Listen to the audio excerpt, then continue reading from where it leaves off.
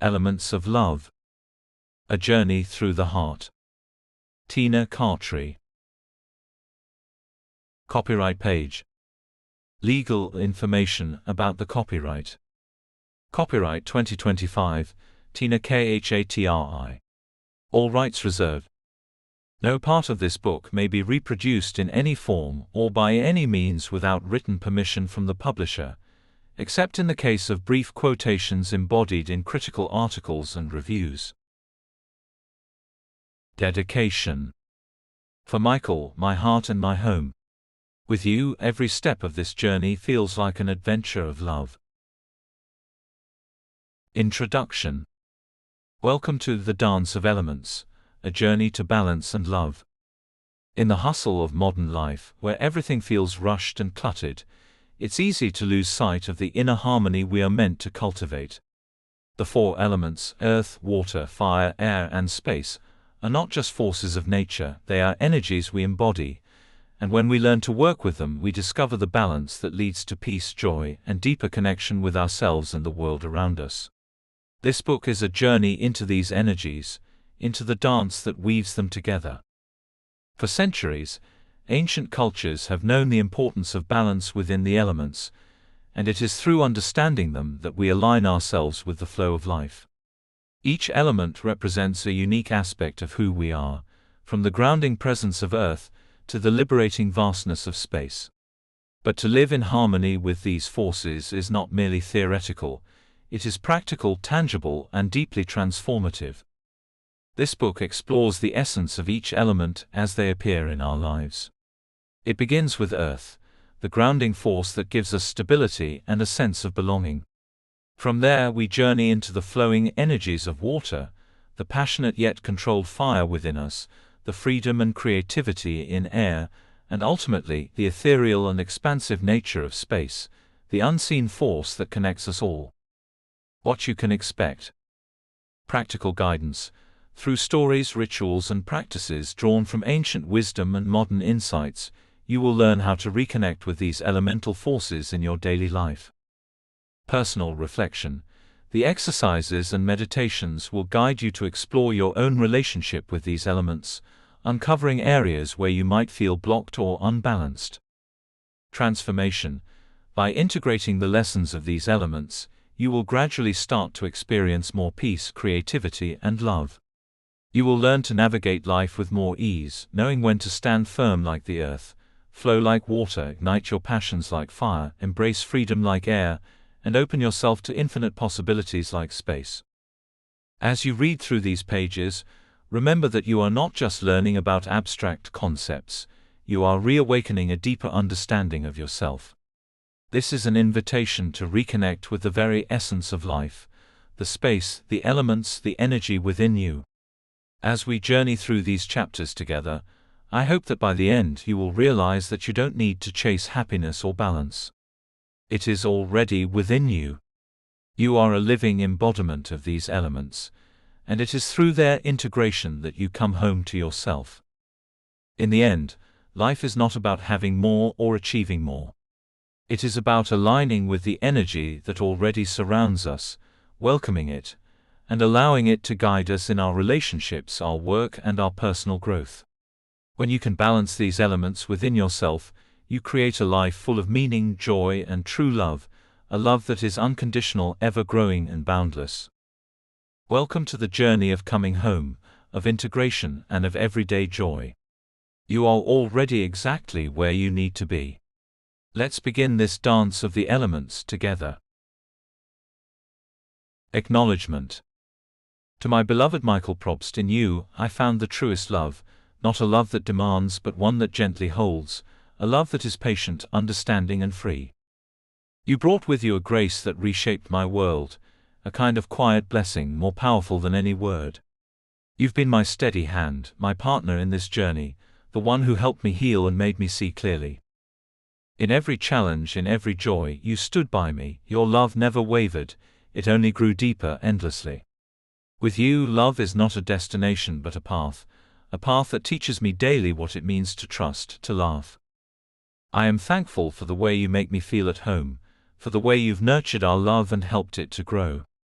You've taught me to live with an open heart and mind, to love with abandon, and to always be kind. Thank you, Michael, for being my greatest blessing, for bringing light into my life, and for your unwavering presence. In your love I found my heart's true north, and with you I am home, always and forevermore. To my parents, thank you for your love that has never faltered, for holding space for my dreams, even when they felt foreign. For your endless patience and your open hearts, for showing me the depth of love in all its parts. Your support, though sometimes unspoken, has been my anchor, and even when our paths seemed apart, you never wavered. You showed me the importance of family, of roots, of grace, and I carry your love with me, no matter time or space. To my nephew, your heart is a gift, and your love is a force of nature. You remind me every day what it means to be kind, to give without expectation, to embrace with an open mind. Thank you for your joy, your laughter, and your light. You are a constant source of warmth and delight. To every reader who has journeyed through these words, thank you for allowing me into your hearts and your lives. Your openness, your willingness to explore, to reflect, is the greatest gift I could ever expect. For every person who has crossed my path, for every soul who has shared their energy, their love, you have all played a part in this book and in my story, in helping me remember that we are all part of the same glory. I am deeply grateful to each of you, for the inspiration you've brought, for the ways you've taught me to grow, for the love and kindness that surround me, and for the magic that we share in life and in this world below. Chapter 1: Before the Journey, Why Are We Restless? Growing up, we all end up learning and being shaped by a particular definition of success, joy, fulfillment, and the requirements for a meaningful life. These definitions vary widely across families, cultures, and continents. In many Asian countries, including India, intelligence, education, and academic success are considered paramount. Being the first in class is praised and viewed as an admirable achievement. In contrast, some Western cultures might prioritize individualism and creativity over traditional academic success, or define achievement in other ways.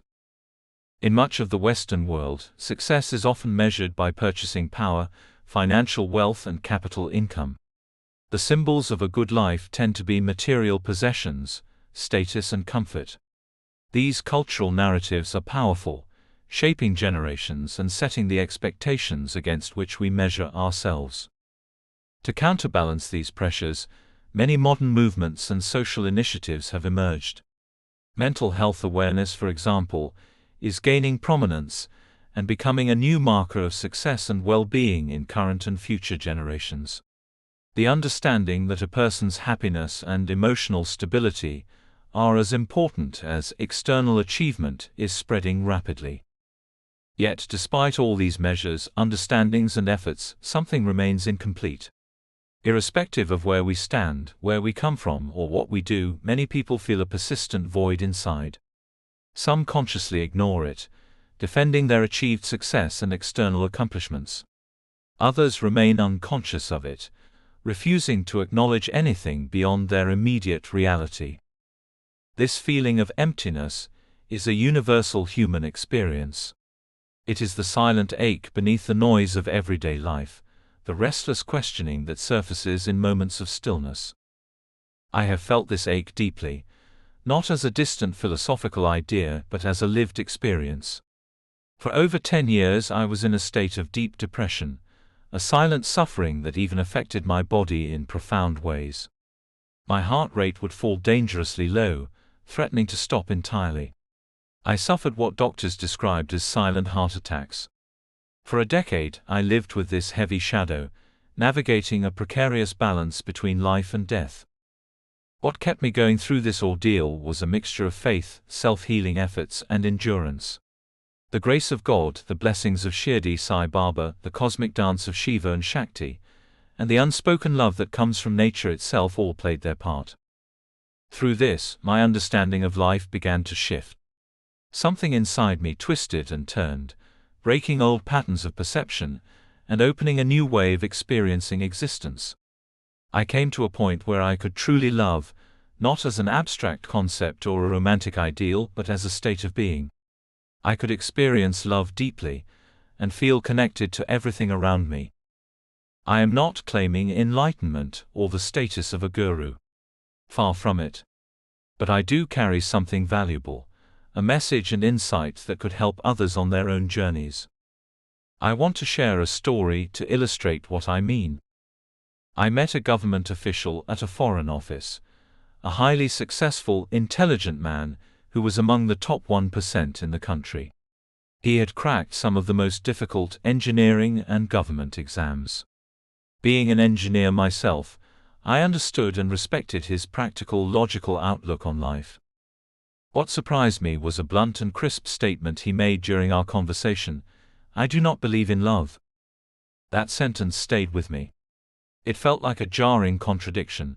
How could someone so accomplished, with a perfect wife, by Indian societal standards, a loving daughter and a seemingly peaceful life, say such a thing? To me, love is not a belief. It is a reality, an experience that exists independently of whether we acknowledge it or not. Love is a fundamental force, woven into the very fabric of existence.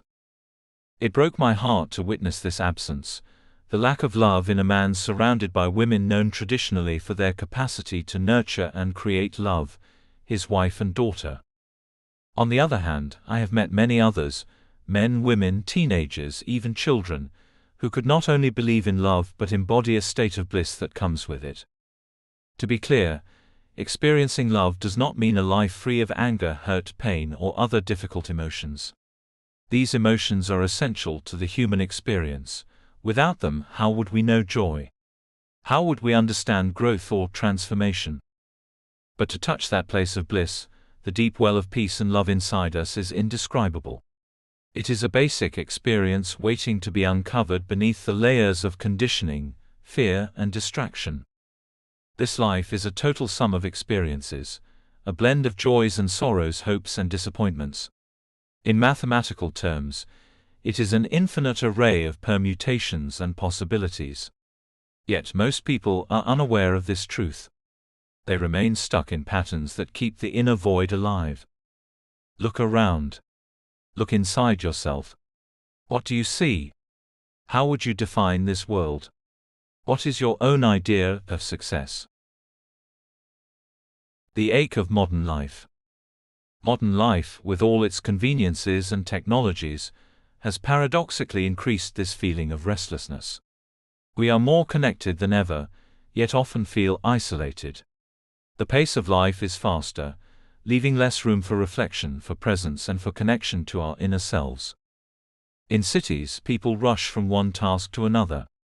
The noise of traffic, the constant buzz of digital devices, the endless flow of information can overwhelm the senses and scatter the mind. We become fragmented, physically, mentally, and emotionally. This fragmentation leads to disconnection from nature, from community, from the self. The ancient rhythms of life are disrupted.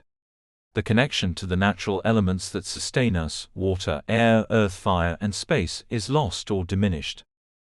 Yet these elements are not just external forces, they are within us. They shape our mind, emotions, body, and spirit. To understand ourselves, to find true joy, we must reconnect with these life forces. India, land of paradox and spiritual wisdom. India, my homeland, embodies this paradox vividly.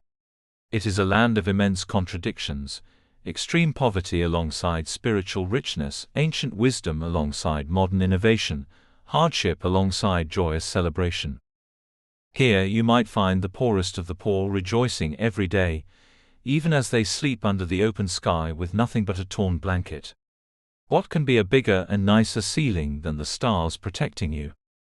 This joy, seemingly simple or even illusory to outsiders, is rooted in a profound understanding of life that has been cultivated for millennia.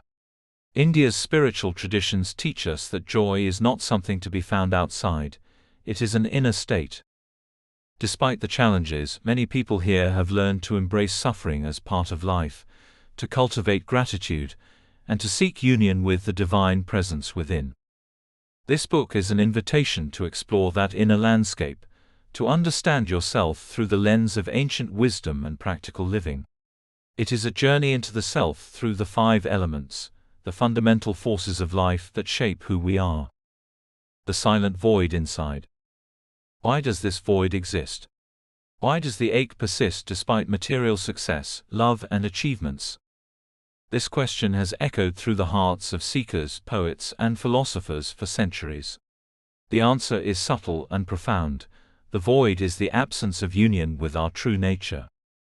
In modern language, we may call this emptiness restlessness, longing, or existential dissatisfaction.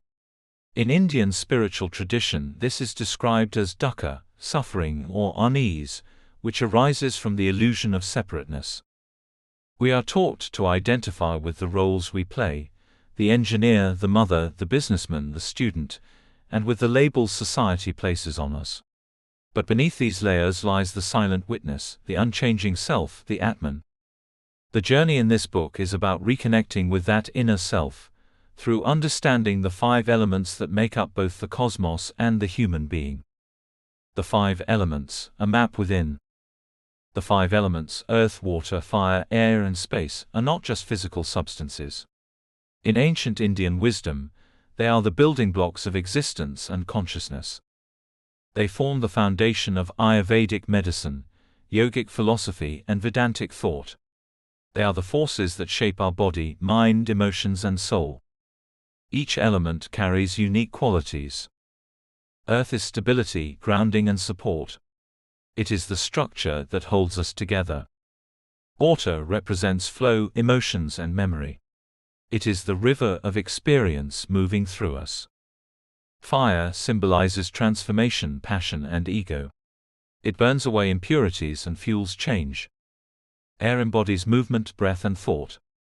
It is the invisible force of life energy. Space or akasha is the container of all, silence, love, intuition, and the infinite. By understanding these elements within ourselves, we begin to decode the language of our inner world. This book invites you to journey through each element, to explore your emotions with water, your thoughts with air, your passions with fire, your grounding with earth, and your soul with space. This is not a purely intellectual exercise. It is a lived experience, supported by stories, practical exercises, and spiritual teachings rooted in Indian wisdom. The inner journey begins.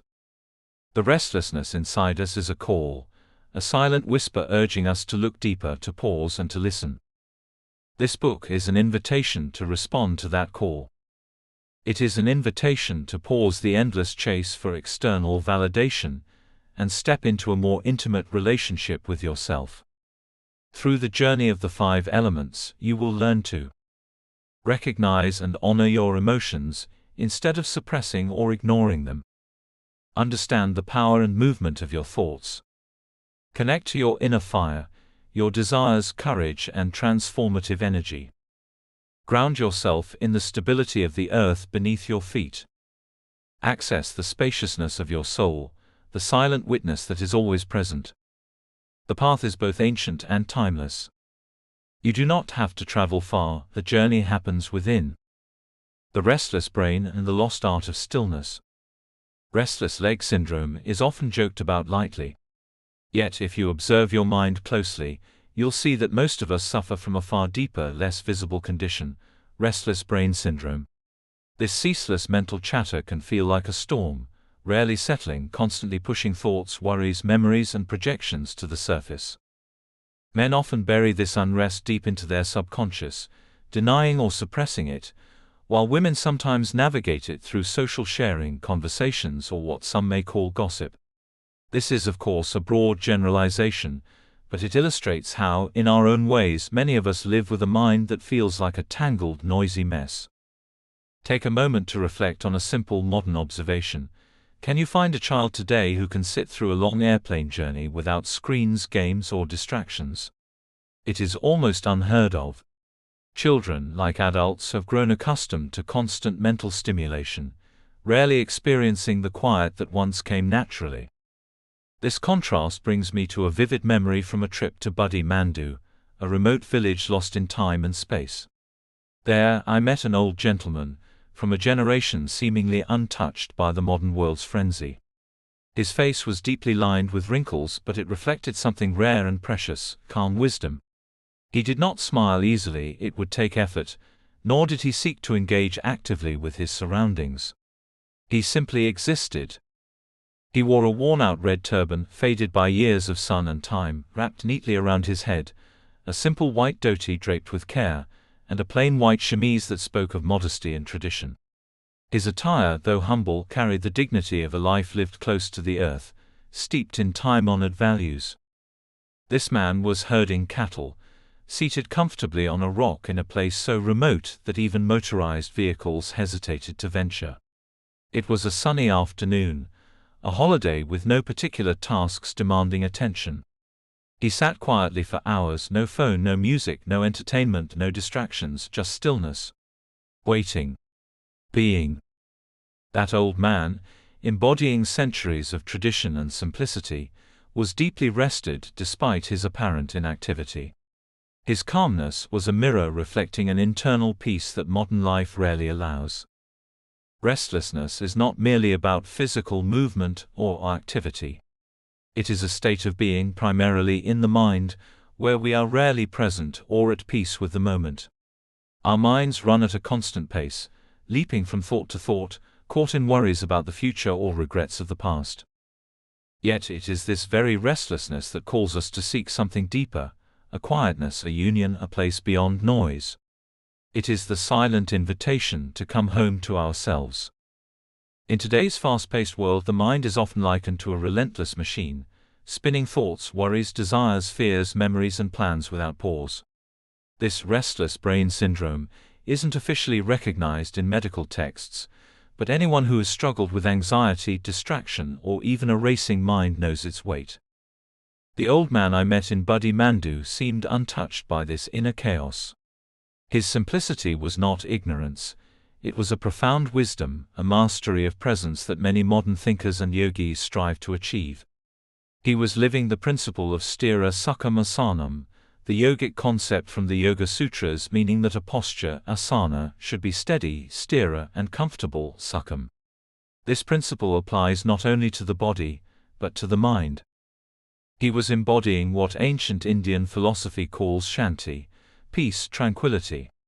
In that peaceful posture he was an example of what many of us seek but seldom find, a mind at rest, a spirit at ease. The mind's restlessness in modern life. The modern mind, unlike the old man's, is often overwhelmed with inputs. Notifications, news, social media, work pressures, personal expectations, all of these fragment our attention and fuel a constant mental chatter. We have created a culture where doing and producing are valued far above being and simply existing. This leads to what some call the monkey mind, a term often used in Indian meditation traditions. It describes the restless, unsettled, and unfocused mind that jumps from one thought to another like a monkey swinging from branch to branch. It's exhausting and deeply disconnecting. Mental restlessness is more than just distraction, it's a source of deeper dissatisfaction. When the mind never stops, it becomes impossible to experience true joy or contentment. Instead, we cling to external achievements or possessions to fill a void inside. Why are we so restless?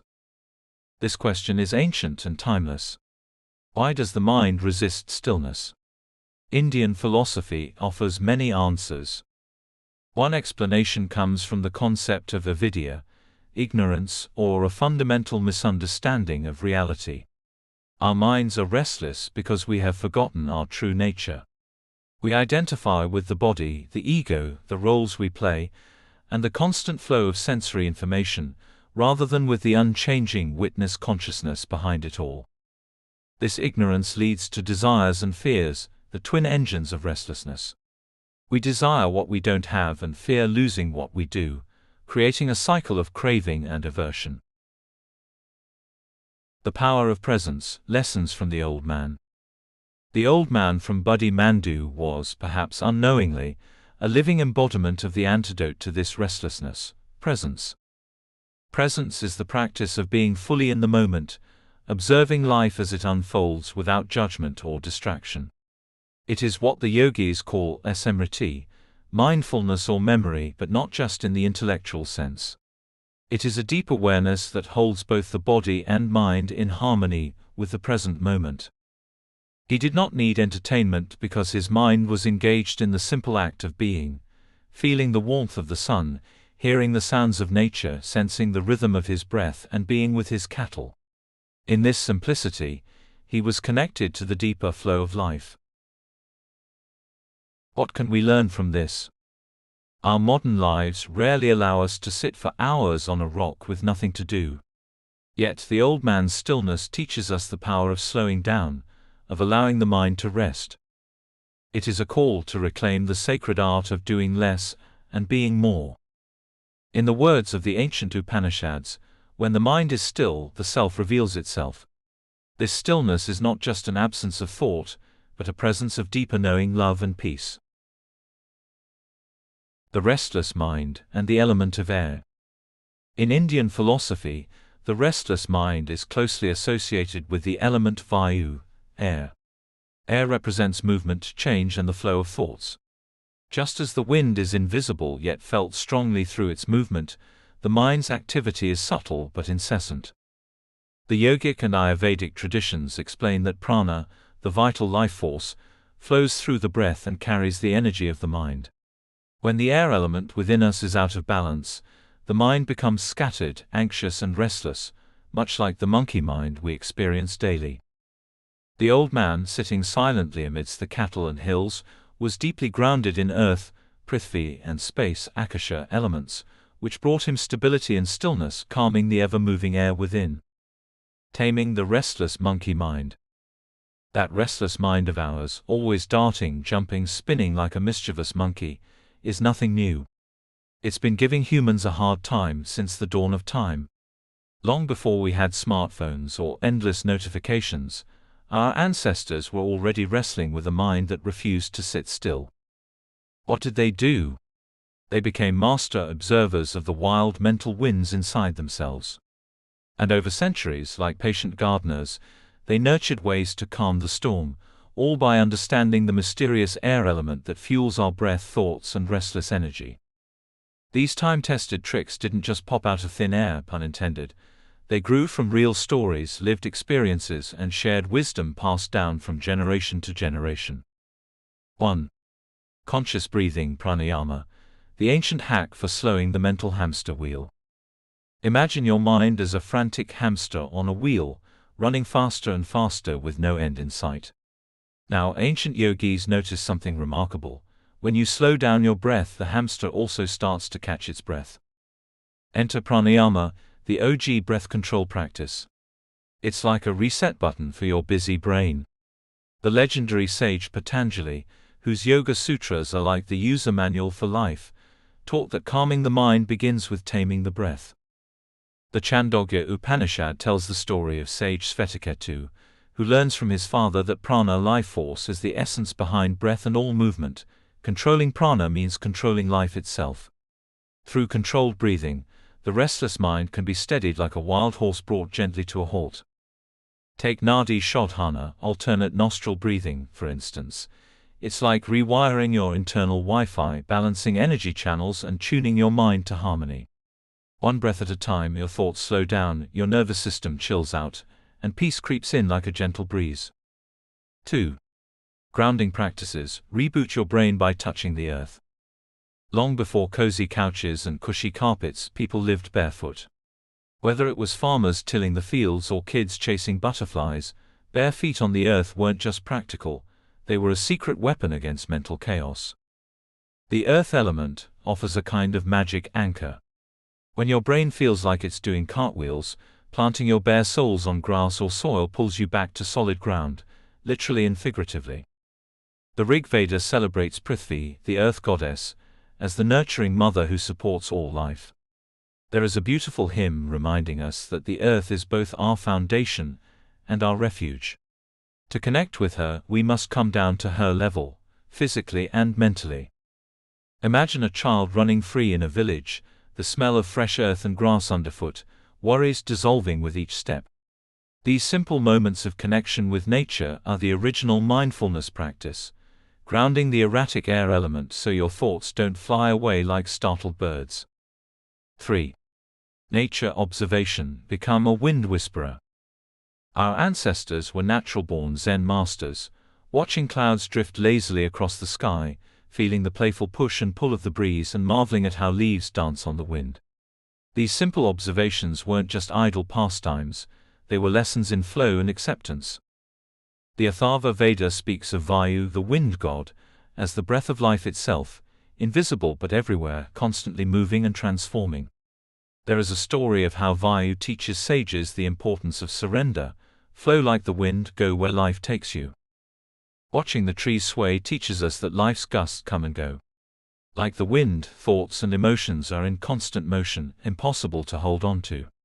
The secret: learning to ride the wind, not fight it. Indian sages often use nature's rhythms as metaphors for the mind's ups and downs. Tuning into these patterns helps us embrace change, accept impermanence and stop sweating the small stuff. 4. Mindful stillness. Mastering the art of doing nothing really well. Picture this: an old man in a faded red turban, simple white dhoti and chemise, sitting on a sun-warmed rock in a forgotten corner of a village. No phone. No distractions. Just him, the earth beneath, the sky above, and a mind at peace. This wasn't laziness, it was mastery. Our ancestors knew that the wild mind needed moments of calm like the body needs rest. Sitting quietly, observing thoughts without chasing or judging them, was their secret weapon. It's like training your mental monkey to finally sit on your shoulder and chill. The Brihadaranyaka Upanishad speaks of the Atman, the inner self that is the silent witness behind all thought and noise. This quiet observer is always present, but we lose touch with it in our noisy minds. Mindful stillness is the path back home to this eternal calm. This art of mindful stillness is a powerful practice to bring order to mental chaos, a peaceful rebellion against the endless noise of modern life. 5. Mantra chanting. Sound waves that tame the mind's wild storm. Sound isn't just noise, it's a powerful force that ripples through us and the world around us. The ancient Vedas called it Shabda, the primal vibration that shaped the universe. Chanting mantras is like throwing a calm pebble into the stormy pond of your mind.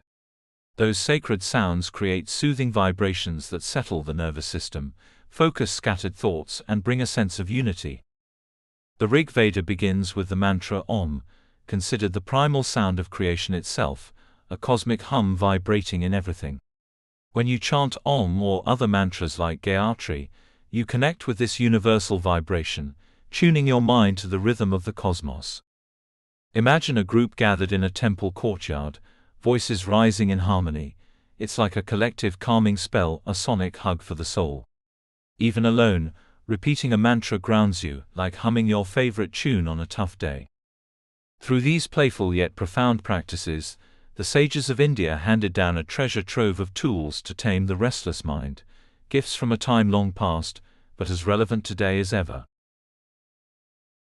The modern mind's storm, finding balance amidst the buzz. Technology is not the enemy, it's a remarkable gift. It connects us, informs us, entertains us, and opens doors that were once locked. Yet, with all its brilliance, it can easily sweep us into a relentless whirlwind of distraction and noise. Every notification, every screen flicker, every task clamors for our attention, stirring the mind like an unending gust of wind. Unlike the old man in his worn-out red turban, sitting quietly on a rock with nothing but the gentle breeze for company, we often forget the simple power of stillness. Our minds, like restless winds, get caught up in the storm of constant input and seldom find a moment to pause. Imagine the mind as a vast lake. When the wind blows hard, the surface ripples into waves, hiding the clear depths beneath. Technology and constant stimuli are like that wind, necessary at times, but when unchecked, they disturb the stillness that reveals the lake's true nature. There is a beautiful metaphor from the Bhagavad Gita, where Lord Krishna tells Arjuna that the mind is like a turbulent ocean, constantly tossed by waves of desire and fear. But through disciplined practice and self-awareness, one can calm the ocean, allowing the depths to become visible and serene. Story of the Sage and the Market. Long ago, in a small village nestled between the lush hills of India, lived a wise sage named Vishnu. Known for his calm presence and radiant peace, people would travel miles to seek his guidance. Among them was a young man named Arjun, who was struggling to find peace amidst the chaos of his city life. Arjun arrived at Vishnu's humble hut one bright morning, eyes heavy with exhaustion and mind overwhelmed with worries. "Master," he said, "my mind races like a wild horse. I cannot focus, I am always restless, and the noise of the city fills me with anxiety. How can I find peace?" Vishnu smiled gently and said, "Come with me." He led Arjun to the bustling village marketplace, alive with noise and activity. Vendors shouted, children laughed and cried, carts rattled over stones, and the air was thick with smells and colors. Arjun's eyes widened in the chaos. "This is where peace is?" he asked, confused. Vishnu nodded. "Observe carefully." He asked Arjun to sit quietly by a busy crossroads, close his eyes and listen deeply. After several minutes, Arjun's breath slowed, and he began to notice small rhythms amidst the noise, the steady footsteps of a woman carrying water, the rhythmic clinking of metal pots, the birds' distant chirps above the hubbub. "Even in chaos," Vishnu said, "there is order if you choose to see it." The next day, Vishnu took Arjun to the riverbank outside the village. The river was calm, its surface smooth and reflective. The sage pointed to the moon shining on the water. "When the river is still," he said, "it reflects the moon perfectly.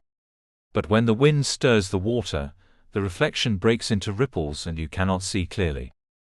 Arjun dipped his hand into the water and felt the cool stillness. "So my mind is like this river," he said slowly. "Yes," replied Vishnu. "Your mind reflects your true self when calm.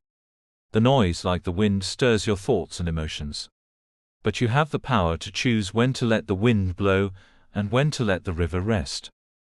Indian wisdom does not call us to reject technology or modern life, but to find our own sacred space within, a space to step back, breathe, and observe life without being swept away. The ancient teaching of Brahmacharya encourages mindful moderation, guiding us to use our tools without losing ourselves in them. The true art lies in balancing the rapid pace of the modern world with quiet moments of reflection and presence. Like Arjun, we can learn to find the calm eye within the storm, rediscovering the clarity and peace that have always been quietly waiting beneath the restless mind. Begin the journey within. In this restless world, where the mind often races like an untamed wind and the heart quietly yearns for something deeper, we find ourselves standing at a crossroads.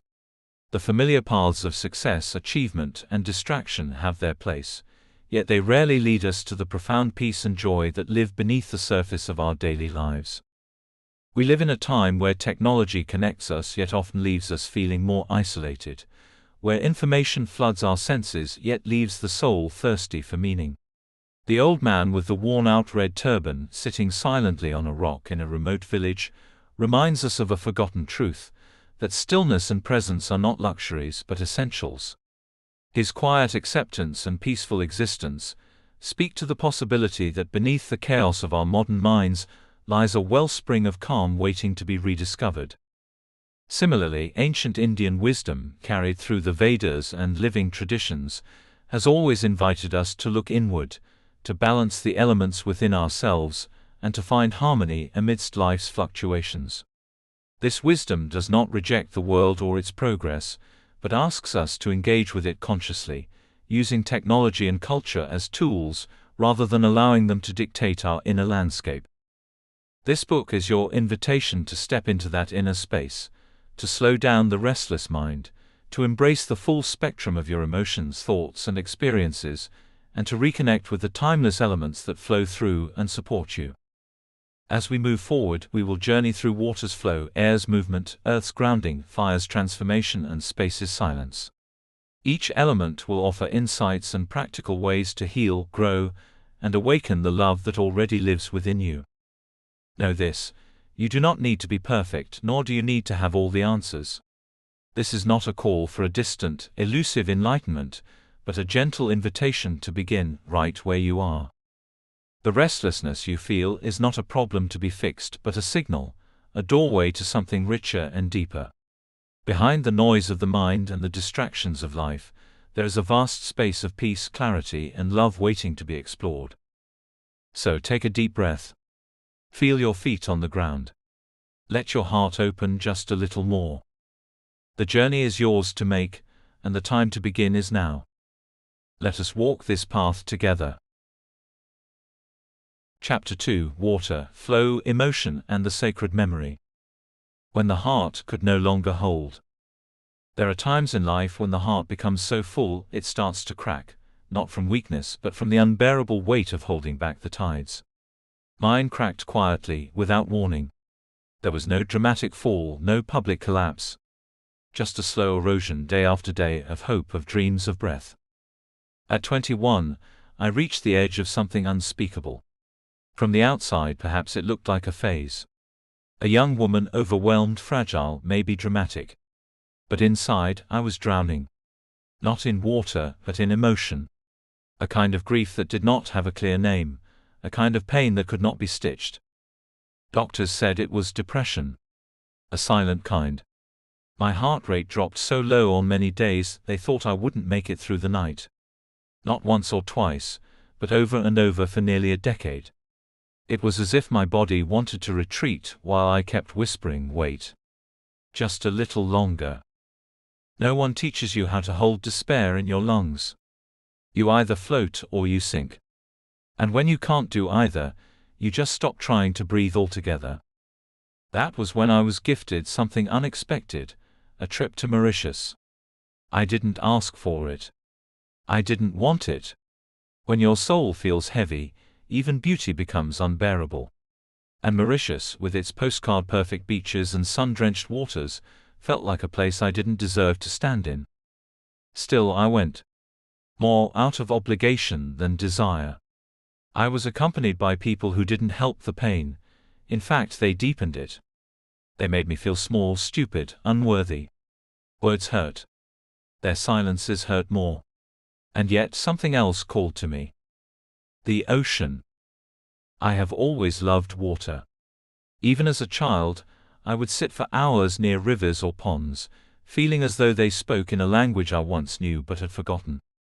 In Mauritius, the call was louder. Fiercer. There was one moment, a very real moment, when I stood at the edge of a cliff during a water sports activity. They'd strapped me in for parasailing. Most people get excited about flying above the ocean. I wasn't. I looked down and I only wanted one thing: to merge into the water forever. To disappear. What I didn't know, and what the ocean would teach me, is that not all water is made for drowning. Sometimes it holds you. Mauritius is surrounded by a natural lagoon, a protective ring of coral that makes it impossible to sink in most areas, even if you don't know how to swim. The water barely reached my chest, even at its deepest. I jumped. I let go. Not of life, but of resistance. And I didn't drown. Not even close. The sea held me. It didn't punish me for my pain. It didn't ask me to smile or pretend or be strong. It just absorbed everything I couldn't say and whispered, "Flow."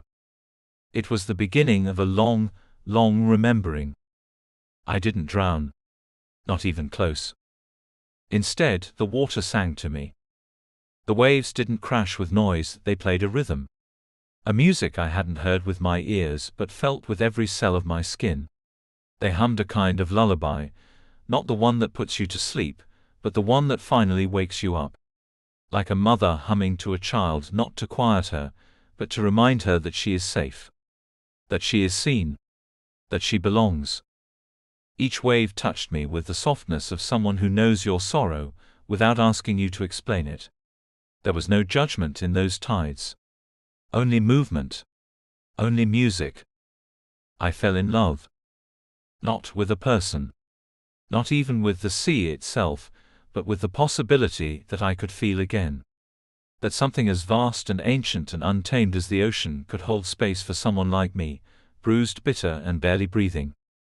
In those moments I remembered my teenage daydreams. The ocean wasn't just water to me. It was a lover I had imagined, blue-eyed, wild, soft-spoken but fierce. a rescuer, a mirror, a mystery. Now here it was. Not as a fantasy, but as a presence. Mauritius didn't heal me in a week, but it cracked open something I had closed long ago. The water, that gentle yet insistent force, showed me that movement is life. That emotion is not an enemy. That letting go doesn't mean falling apart, it means finding your true form. Water has no shape, yet it takes the shape of everything. It is chaos that creates clarity. It is softness that can cut through rock. It is surrender that contains power. What I realized in those moments is something no book, no therapy, no spiritual quote could teach me. You don't fight emotions. You flow with them. And water, oh water, is the oldest teacher of that truth. Ganga, and the spiritual essence of water. Water is not just a substance, it is life's silent song, an ancient rhythm flowing through our veins and stories. When I first encountered the vast, endless sea in Mauritius, I was mesmerized, not just by its depth, but by the way the waves whispered secrets of existence, echoing the timeless dance of emotions within us. The musical waves drew me in, inviting me to surrender, to feel rather than control. It was in that surrender, in the rhythmic pulse of water, that I first understood the language of emotions, fluid, sometimes turbulent, yet always moving forward. This flow reminded me of the sacred river Ganga, the very heart of Indian spiritual tradition, and the living embodiment of purification, memory, and divine grace. But the Ganga is more than a river, she is a legend, a symbol, and a bridge between the heavens and earth. Long ago, the heavens held a celestial river, pure and eternal, flowing in the skies, a river of light and life. This was Ganga, the sacred current shimmering with the brilliance of 1,000 suns. But how did this divine river come to touch our earth? The answer lies in the devotion of King Bhargaratha, whose ancestors were bound by a curse, unable to find peace in the afterlife. Their liberation depended on the purifying waters of Ganga, flowing over their ashes. With unwavering faith, Bhargaratha ascended the mighty Himalayas and undertook severe penance to bring Ganga down from the heavens. Moved by his perseverance, Lord Shiva, the great ascetic, agreed to catch the rushing river in his matted locks, knowing her force could otherwise tear the earth asunder. As Ganga descended like a celestial torrent, Shiva's hair tamed her wild energy, breaking her fall into gentle streams that nourished the land and its people. Wherever Ganga flows, life flourishes. She cleanses sins, heals wounds, and nurtures souls, becoming a living symbol of transformation, surrender, and divine love. This tale resonates deeply with the way water works within us, our emotions, memories, and karmic flows. Like Ganga, emotions can rush fiercely, but if we learn to surrender and guide them gently, they cleanse and renew us. This is the wisdom hidden in water's flow, an eternal invitation to let go, to trust, and to heal. Scientific studies during the COVID-19 pandemic also revealed fascinating truths about water's purity and healing powers. As industrial activities slowed worldwide, many rivers, including the Ganga, showed remarkable signs of revival, cleaner waters, returning aquatic life, and a renewed vibrancy. These changes reminded us that even nature needs our care, reverence, and mindful presence. In Indian culture, water is not merely a resource, it is a sacred being deserving of respect and gratitude. Rituals such as foot-soaking, river baths, chanting to water before drinking, and mindful tasting remind us of water's absorbing nature, its ability to hold memory and carry energy, much like the Ganga herself. As I stood on the shore in Mauritius, listening to the waves' music, I felt a call to surrender, to embrace water's lessons in my own life. This surrender did not mean weakness, rather it was the strength to flow through life's challenges, to absorb, to remember, and ultimately to transform. Water teaches us many silent lessons. It does not resist, it does not fight. It yields, bends, and flows around obstacles, yet with patience and persistence it can carve mountains. This duality of water, soft and strong, mirrors our own emotional landscape. When we learn to flow like water, emotions become allies rather than enemies. Instead of resisting sadness, anger, or fear, We observe them as passing currents, understanding that they are temporary and necessary for growth. Like the Ganga, which carries the weight of ancient stories and sacred memories, our emotional waters hold the imprints of our past. These impressions, samskaras, shape who we are, but with awareness we can cleanse and release what no longer serves us. In the Vedic tradition, water is closely linked with the cycle of karma. Just as rivers flow towards the ocean, our actions and emotions flow towards consequences and rebirths. But through conscious surrender, like the controlled descent of Ganga, we can purify these flows, cleansing the mind and heart to experience peace and love. This sacred relationship with water is reflected in many Indian rituals.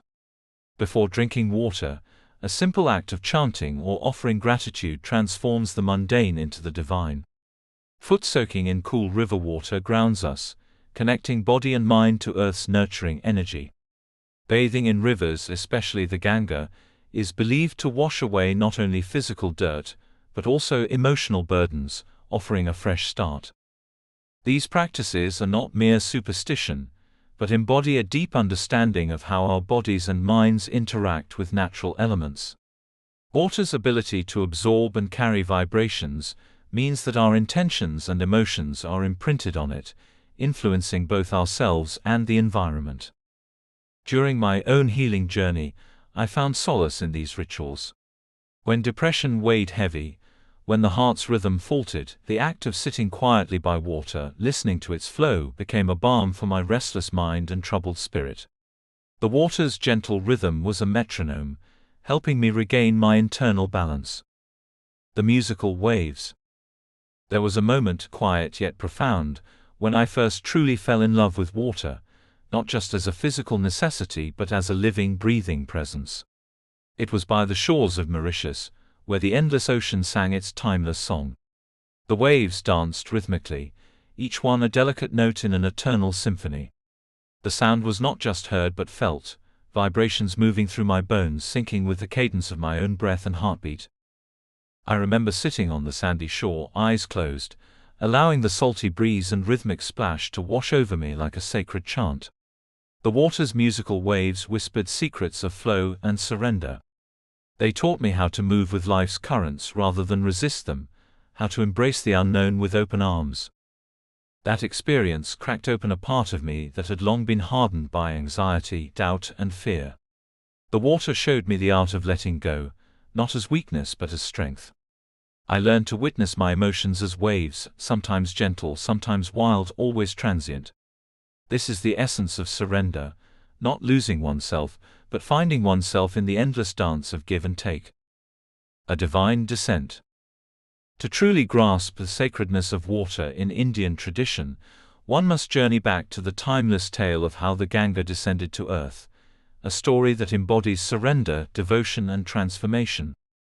According to the ancient scriptures, the Ganga originally flowed in the heavens, pure and untouchable, residing in the realm of the gods. It was King Bhargiratha, a devoted ancestor, whose penance and prayers moved the gods to grant him the divine river, so she could purify the ashes of his forefathers and grant them liberation. But bringing the mighty Ganga from the heavens to the earthly realm was no easy task. Her force was so powerful that it threatened to destroy the land upon her descent. To prevent this catastrophe, Lord Shiva agreed to catch her in his matted locks, taming her wild flow and gently releasing her as a river that could nurture and cleanse the earth without destruction. This story is more than myth, it is a metaphor for the power of surrender and balance. The Ganga, representing pure consciousness and the flow of divine grace, could not simply be forced into the human world. She needed a wise and compassionate mediator, Shiva, to soften her intensity. Similarly, our emotions and spiritual energies require guidance and moderation, not suppression or recklessness. The Ganga's waters are believed to hold immense healing and purifying power. Even today, scientific studies have begun to explore these ancient beliefs.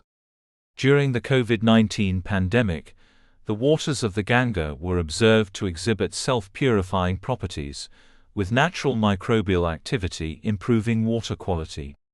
Research by institutions like the National Mission for Clean Ganga, NMCG, has shown how the river's ecosystem plays a crucial role in sustaining both physical and spiritual health for millions.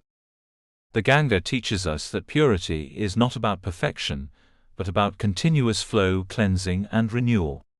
It reminds us that within us too there is a river, a current of emotions and memories that needs gentle tending. Flowing with emotion. Emotions are like water, sometimes calm and still, sometimes turbulent and overwhelming. In Indian wisdom, water symbolizes the emotional currents that shape our inner world. Our memories, like the river's flow, carry the sediments of our past experiences, both joyful and painful. To navigate this emotional river, we must learn the art of flow and surrender.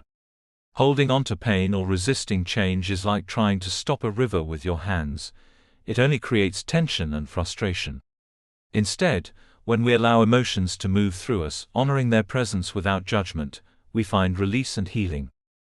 The ancient practice of journaling near water, of dipping feet into a river or pond, or even simply drinking water with intention, chanting a prayer or blessing before taking a sip, are practical ways to connect deeply with this flow. These rituals activate our awareness, grounding us in the present moment and helping us release the weight of samskaras, those subconscious imprints that bind us. Through these practices, water becomes a teacher of presence and patience, guiding us to experience life fully without resistance. Consider the river Ganga, the lifeblood of millions, revered as more than just a body of water.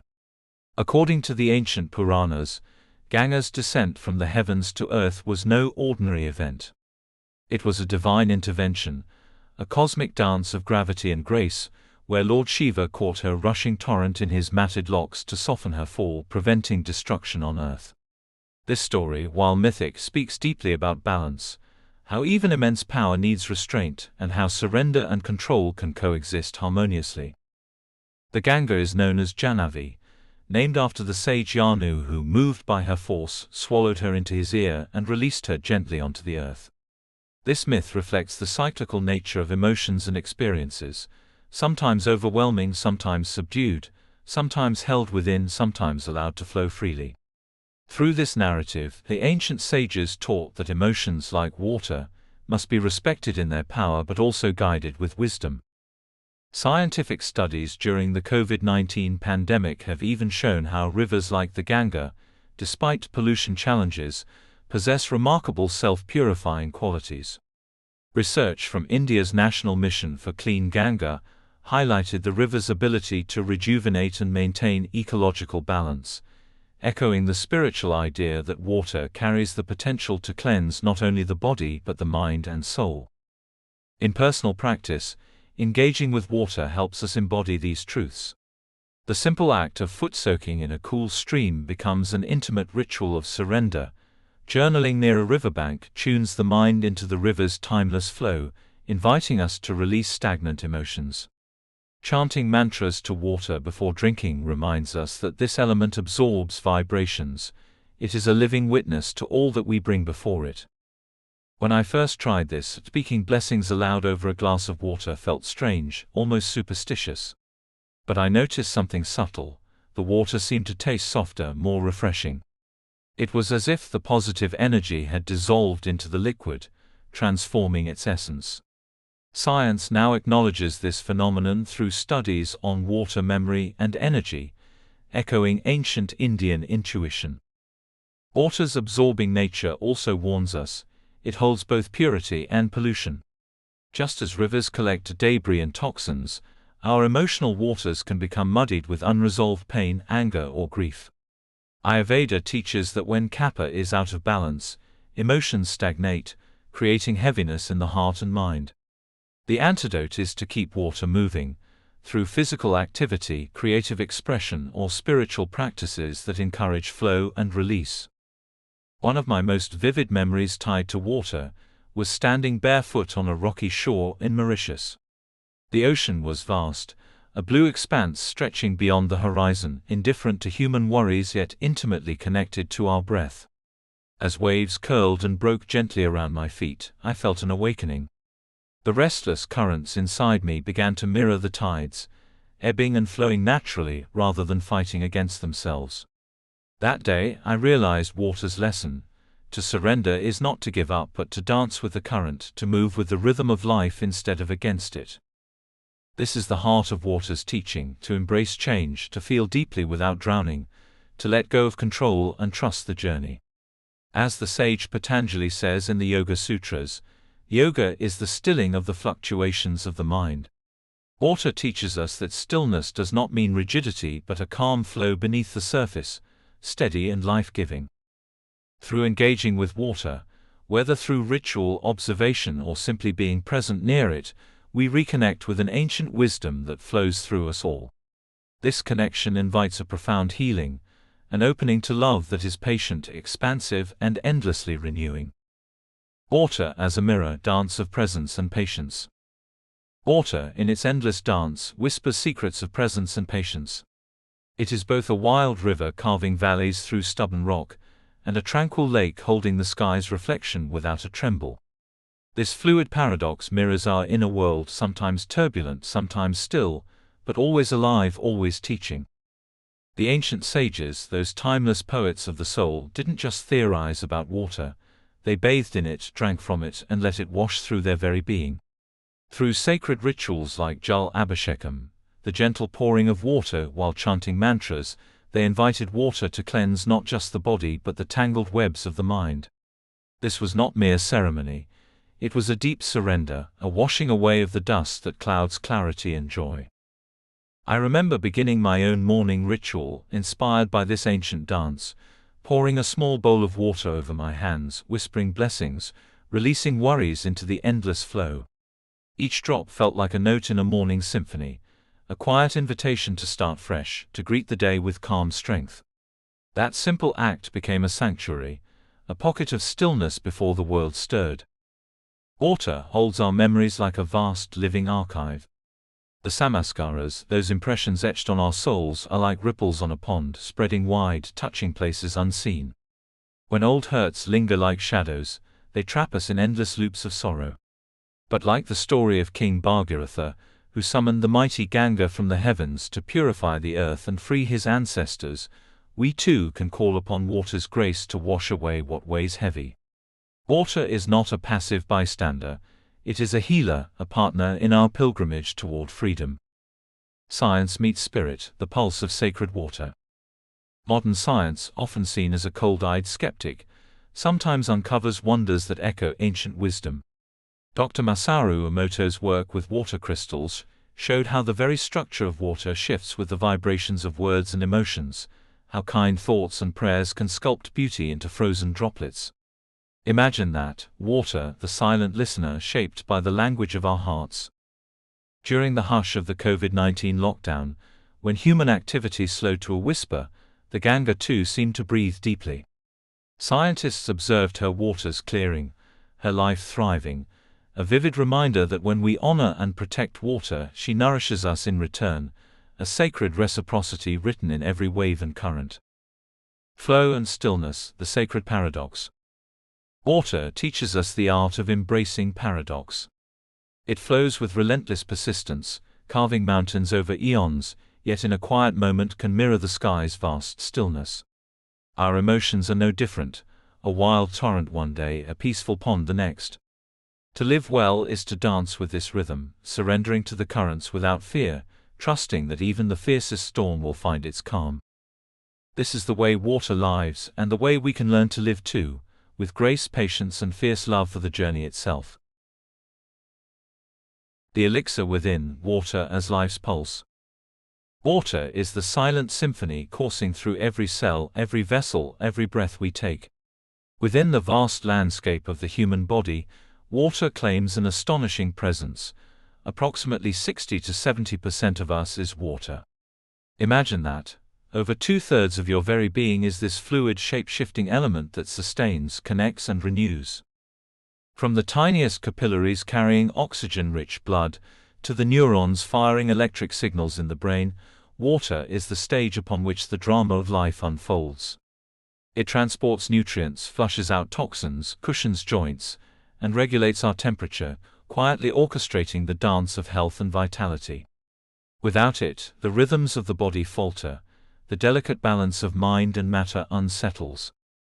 Just as the Earth herself is a vast reservoir of water, nearly 71% of her surface swathed in oceans, rivers, lakes and ice, so too does this precious liquid mirror the flow of life within us.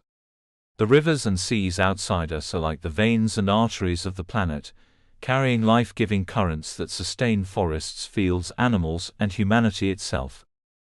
In Ayurveda and yogic philosophy, this intrinsic connection is celebrated deeply. The element jala, water, is not merely external, it is internalized as the very essence of fluidity and adaptability. The flow of water within influences the flow of prana, the life force. When water within us is pure and unblocked, prana moves freely, bringing clarity, energy, and peace. But when this flow stagnates, through dehydration, toxins, or emotional blockages, the vitality of body and mind is compromised. Modern science supports this ancient insight. Dehydration, even in its mildest form, can impair cognitive function, mood, and physical performance. The brain, which itself is around 75% water, depends on steady hydration to maintain focus, memory, and emotional balance. Likewise, the lymphatic system, the body's waste disposal network, relies on water to carry away cellular debris, preventing illness and fatigue. Thus, water is not simply a substance we consume, it is the very river of life within, connecting the microcosm of our cells to the macrocosm of the Earth's waters. To honor water is to honor ourselves, to nurture the currents that sustain our body, mind, and soul. Rituals of presence and patience. When we begin to see water not just as a resource but as a living presence, a guide, it invites us into a deeper relationship, one of respect, attention, and learning.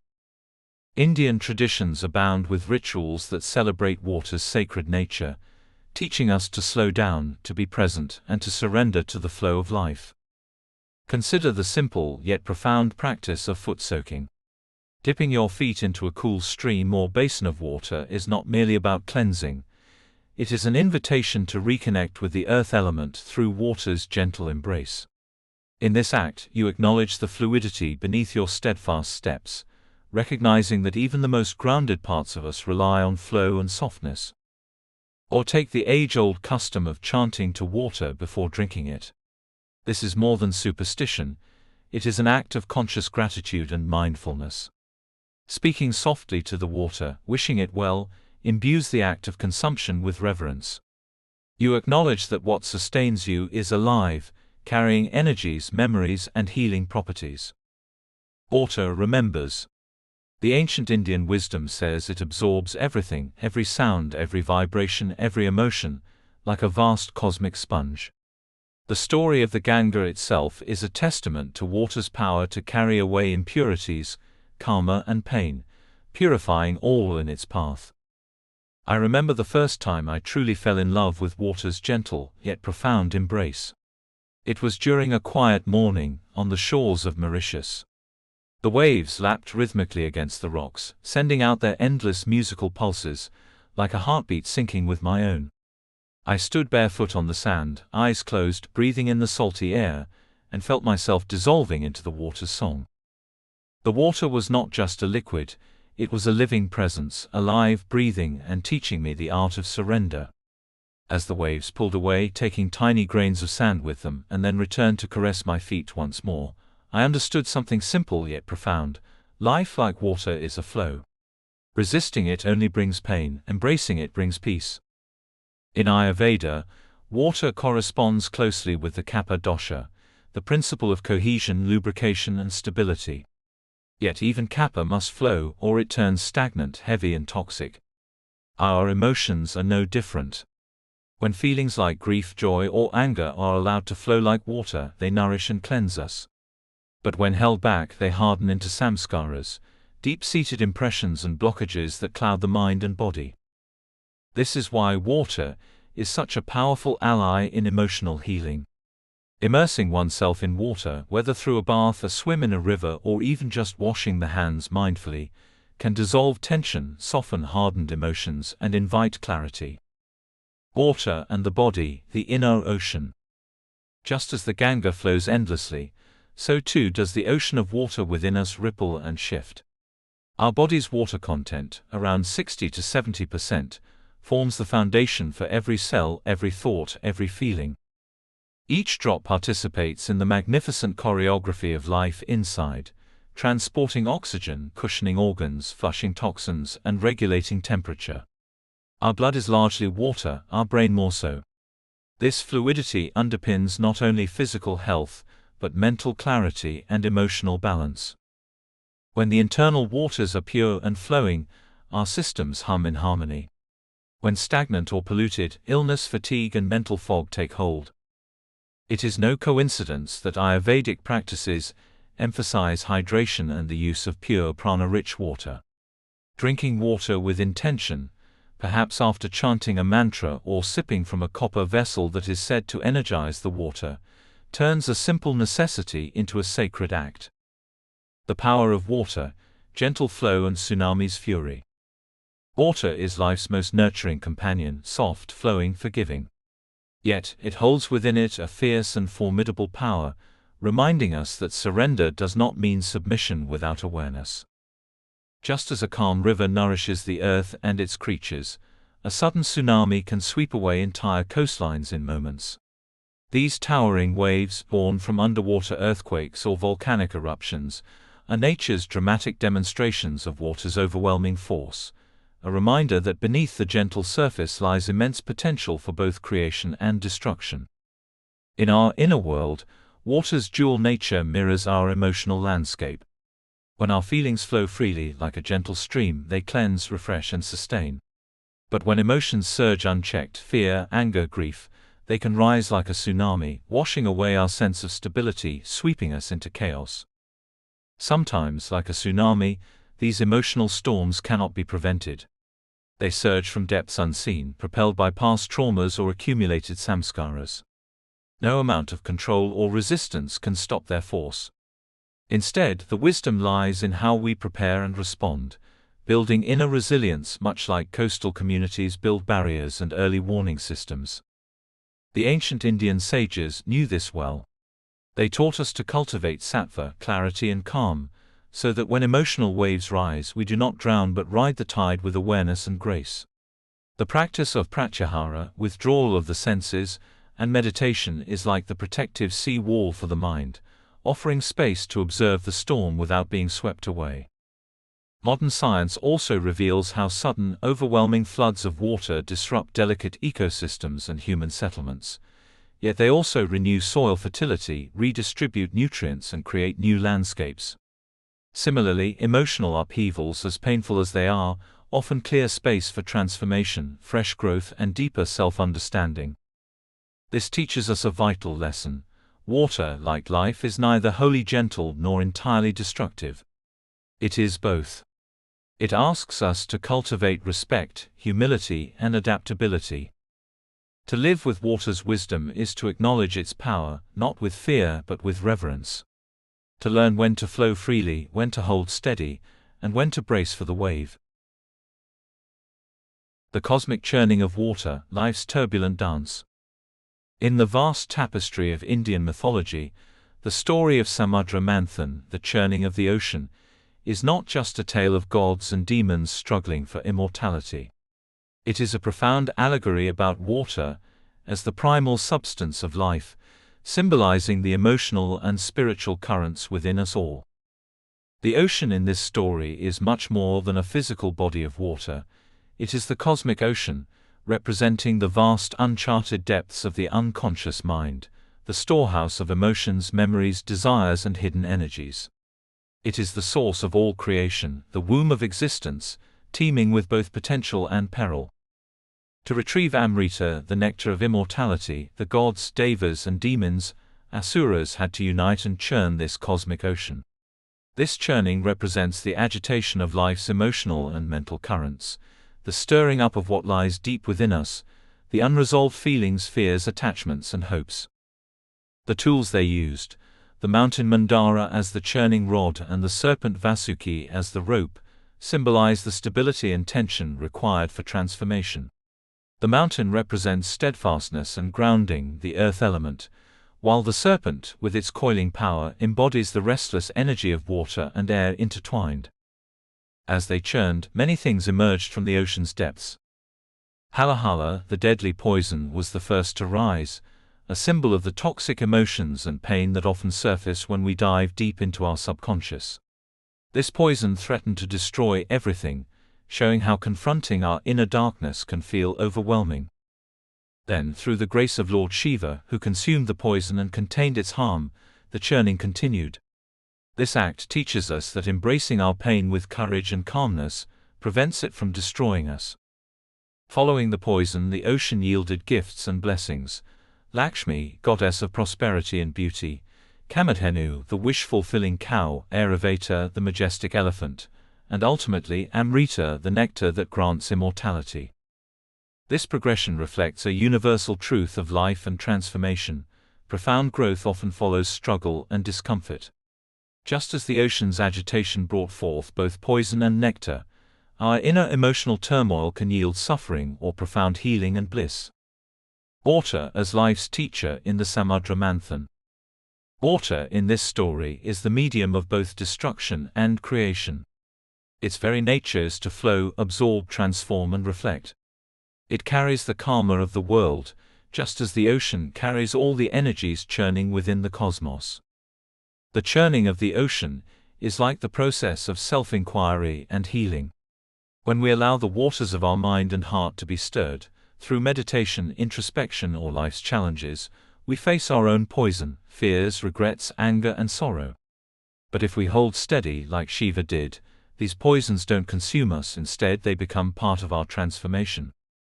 The nectar that emerges, Amrita, is symbolic of the joy, peace, and spiritual immortality that arises when we accept the full flow of life, including its hardships. The eternal flow of water, between chaos and harmony. This myth beautifully embodies the fluidity and duality of water. Just as water can nourish and sustain, it can also overwhelm and destroy in the form of storms or tsunamis. We cannot always control the tides, but we can learn to navigate them with wisdom and grace. Just as the ocean's depths hold both poison and nectar, our inner waters carry the full spectrum of human experience. The story of Samudra Manthan invites us to engage deeply with this flow, not to fear the waves but to understand their purpose in the dance of life. Navigating the cosmic ocean within, practical reflections and rituals with water. The cosmic ocean churned in Samudra Manthan is not just a distant myth, it is a mirror reflecting the restless ocean inside each of us. Our emotions, memories, and energies swirl, sometimes calm, sometimes turbulent. The question is, how do we become the steady mountain, the wise Shiva, the gentle hand that holds the cosmic serpent rope? The answer lies in embracing water as a sacred teacher, one that guides us to presence, patience, and transformation. 1. River baths, immersing in the flow of life. In India, bathing in rivers like the Ganga is more than cleansing the body. It's an immersion into the eternal flow of life and time.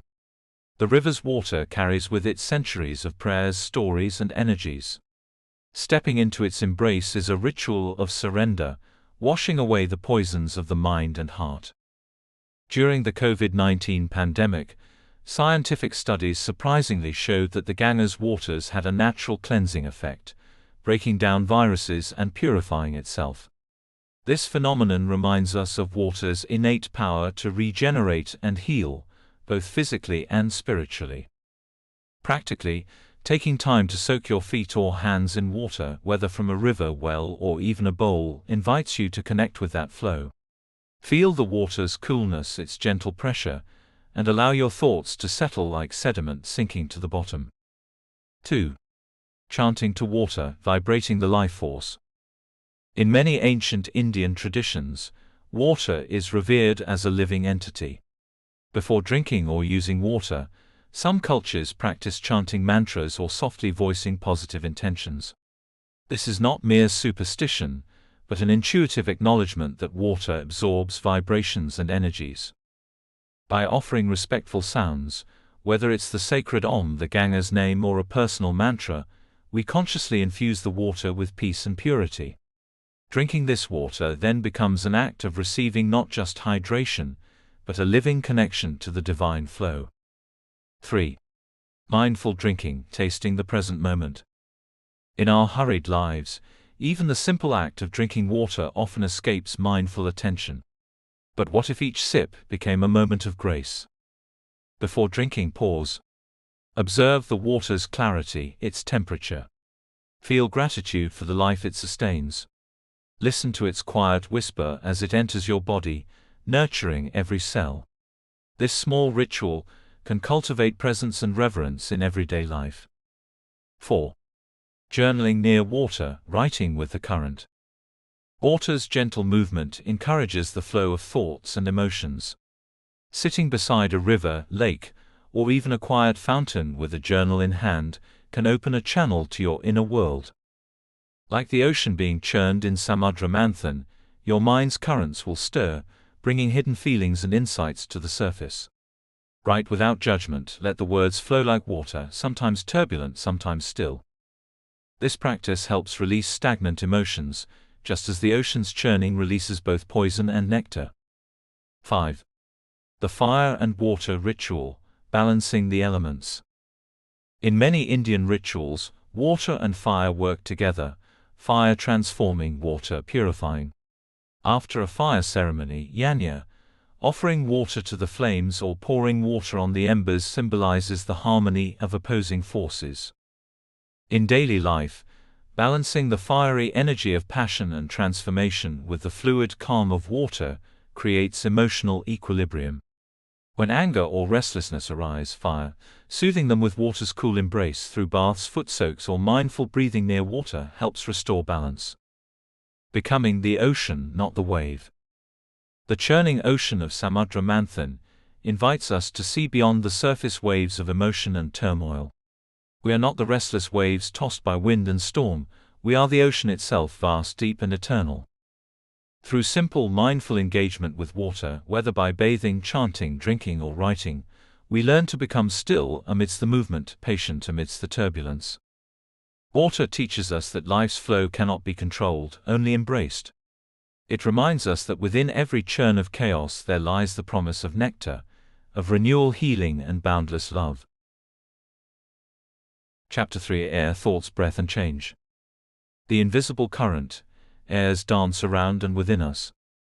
There is something magical about the air, the way it slips through the smallest cracks, how it carries the scent of earth after rain, the whisper of leaves in a quiet grove, the sudden chill that makes you shiver on an autumn morning.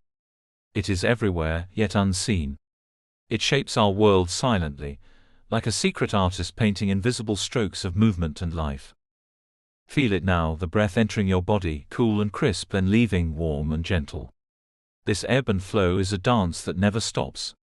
The air we breathe is not just gas, it is the music of life itself, a subtle rhythm that sustains our very existence. Look up on a windy day and watch how the trees sway, how clouds chase each other across the sky, how birds soar effortlessly, guided by currents only they fully understand. Air is freedom, it is change, it is the restless energy that pushes the sails of our lives forward. Within us, this invisible element stirs the mind. Our thoughts flutter like butterflies caught in a sudden breeze, sometimes delicate and fleeting, sometimes wild and overwhelming. The mind, much like the wind, is always moving. It rarely rests. But what if this movement could be tamed? What if the restless wind within could become a gentle breeze, a breeze that cools, clears, and calms? This is the ancient teaching of Vayu, the air element, how to ride the currents of our own breath and thoughts without being tossed about like a leaf in a storm. Prana, the breath of life and thought. In the ancient Indian worldview, air is far more than the invisible substance we breathe. It is prana, the life force, the breath of the cosmos, flowing through all beings. Prana moves through us, carrying the spark of life and consciousness, stirring the mind and spirit like the wind stirring autumn leaves. The sacred texts whisper of prana as a divine current that connects the inner world of thoughts to the outer world of experience. It is the messenger between the body and the soul, a living bridge that carries both the breath and the mind's restless dance. Close your eyes and feel your breath now. Notice how it moves, flowing softly in and out like waves caressing the shore. Each breath is a thread in the fabric of life, delicate yet vital. With every inhale, you draw in fresh energy, and with every exhale, you release what no longer serves you. This sacred rhythm is not just a physical process, it is a spiritual practice. The ancient yogis discovered that by mastering the breath, by slowing, deepening, and refining it, the mind can be calmed and the restless winds within can be stilled. In the Upanishads, breath is described as the bridge to the infinite, the Atman, the self beyond self. When the breath finds stillness, the mind follows. When the mind finds stillness, the soul reveals its quiet light. Stories of air, the dance of prana in Indian mythology. The ancient Indian scriptures are rich with tales that celebrate the power, mystery, and subtlety of air and breath. One of the most vivid is the story of Vayu, the wind god whose breath animates the universe itself. Vayu is not merely wind, he is the breath of life, the invisible force that moves mountains, stirs the oceans, and carries the song of the cosmos. In the Rig Veda, Vayu is praised as the mighty breath, the life-giver who permeates all things.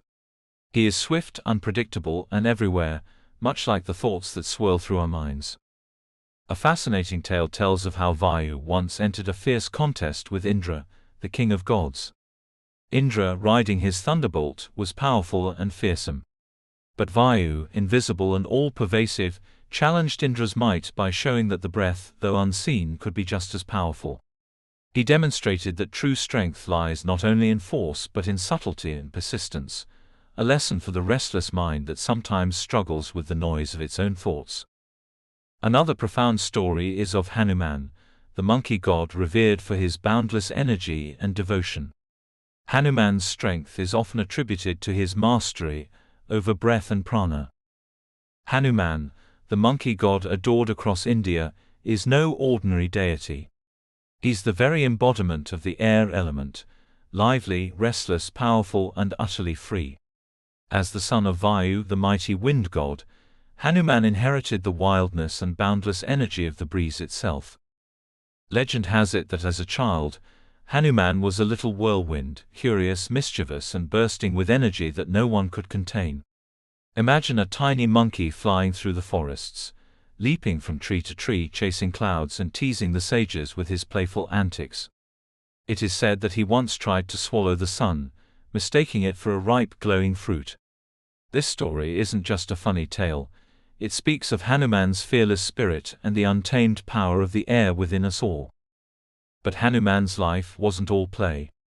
His restlessness was legendary, but so was his heart. Through devotion to Lord Rama, Hanuman transformed his wild energy into incredible strength, loyalty, and wisdom. He learned the art of focused breath, of directing prana with intent, turning his impulsive air into steady wings of devotion and courage.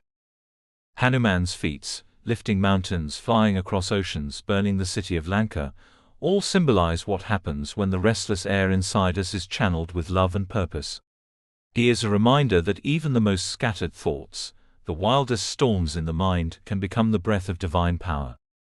Fun fact: Hanuman is sometimes called Pavanputra, the son of the wind, emphasizing his deep bond with the air element. This bond teaches us that prana isn't just a mystical concept, it's alive in our breath, our thoughts, our very being. So when your mind races, or anxiety feels like a storm inside your head, think of Hanuman leaping through the sky, full of energy and mischief, and remember with patience and devotion that wild energy can be your greatest strength. The breath of life, prana, and the power of air. If Hanuman is the playful, mighty son of the wind, then prana is the invisible breath that moves within us all, the life force carried by air. In Indian philosophy, prana is not just the air we breathe, it is the very energy that animates every cell, every thought, every heartbeat. Think about the last time you took a deep, calming breath.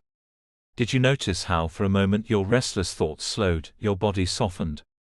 That's prana at work, weaving its way through your nervous system, carrying calm, focus, and life itself. The ancient yogis understood this long before modern science explored the wonders of the respiratory and nervous systems. They knew that by controlling and guiding the breath, through pranayama we could tame the unruly air in the mind, clear the fog of anxiety and find clarity. In the Bhagavad Gita, Lord Krishna says, "Yoga is the journey of the self through the self to the self." And one of the most accessible pathways on this journey is the breath. The simple act of observing, slowing and deepening your breath connects you with the eternal dance of air, shifting, moving and renewing. Our thoughts, like the wind, can be swift and unpredictable. Yet, when we learn to become the calm eye at the center of the storm, the breeze can turn into a gentle guide. A story of air, mind and freedom. I remember the first time I truly felt the power of air, not through deliberate breathing exercises, but by simply surrendering to the wind itself.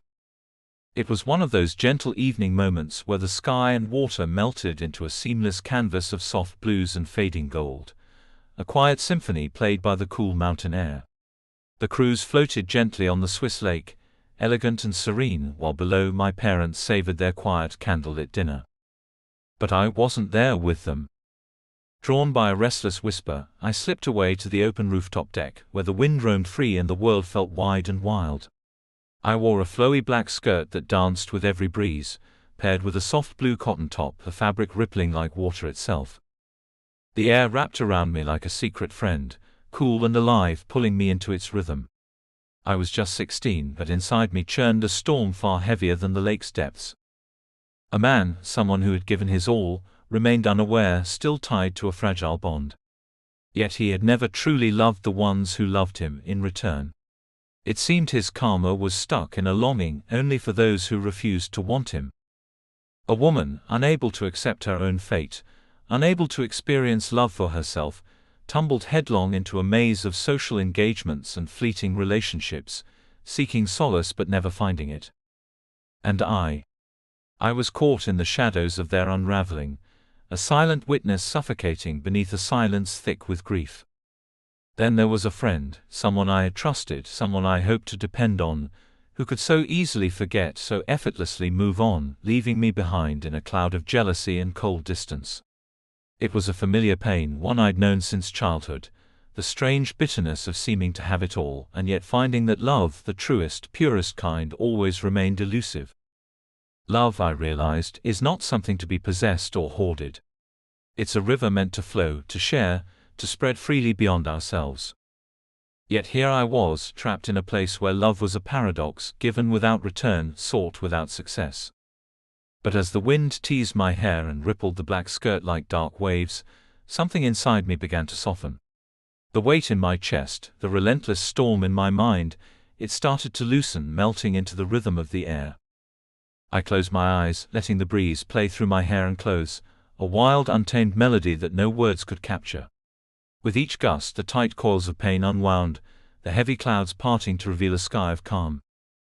I began to move, slowly at first, then with abandon, dancing barefoot on the deck, a silent rebellion against the hurt. The wind lifted me, carried me, like a song sung by the universe itself, echoing in the crisp evening air.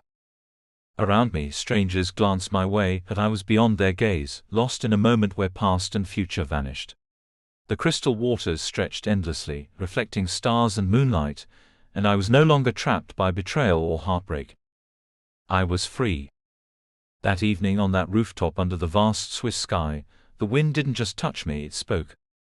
It taught me that sometimes the fiercest freedom comes not from holding on, but from surrendering to the flow. That to calm the restless mind, we must become like air itself, fluid, unbound and endlessly moving. From that night onward, the wind became my unexpected teacher. Not the controlled, measured breath of pranayama I had read about in books, but the wild, untamed air that moves without asking permission. The kind of air that cannot be boxed, that refuses to be tamed, much like the restless mind itself. As the breeze carried away my sadness, it also whispered a truth I had been too young to hear before, that life's storms cannot always be fought or fixed. Sometimes all we can do is surrender, let go, and flow with the currents beyond our control. This lesson, rooted in the elemental dance of air, connects deeply with the ancient Indian understanding of life and spirit. The Vedas speak of Vayu, the life breath, the invisible force that animates all living beings. Vayu is the mighty wind that moves the clouds, the breath that carries sound and speech, and the vital energy that sustains the cosmos itself. In the Rig Veda, Vayu is honored as the messenger between heaven and earth, a powerful presence both gentle and fierce, subtle and overwhelming. This same Vayu breathed life into Hanuman, the mighty monkey god whose strength and devotion inspire millions. Hanuman, known as the son of Vayu, embodies the free-flowing energy of air, swift, agile and boundless. It's no surprise then that when I surrendered to the wind's rhythm that evening, I felt a spark of that ancient power, a connection to something vast and eternal whispering, "You are part of this flow. You are never alone." The mind, much like the wind, can be wild and restless. Thoughts swirl in chaotic gusts, emotions rise and fall like storms. But just as the wind calms after a tempest, the mind too can find stillness, not by resisting its nature but by embracing the flow. Science echoes this truth today. Neuroscience tells us that engaging with nature, especially open, breezy spaces, lowers cortisol levels and calms the nervous system.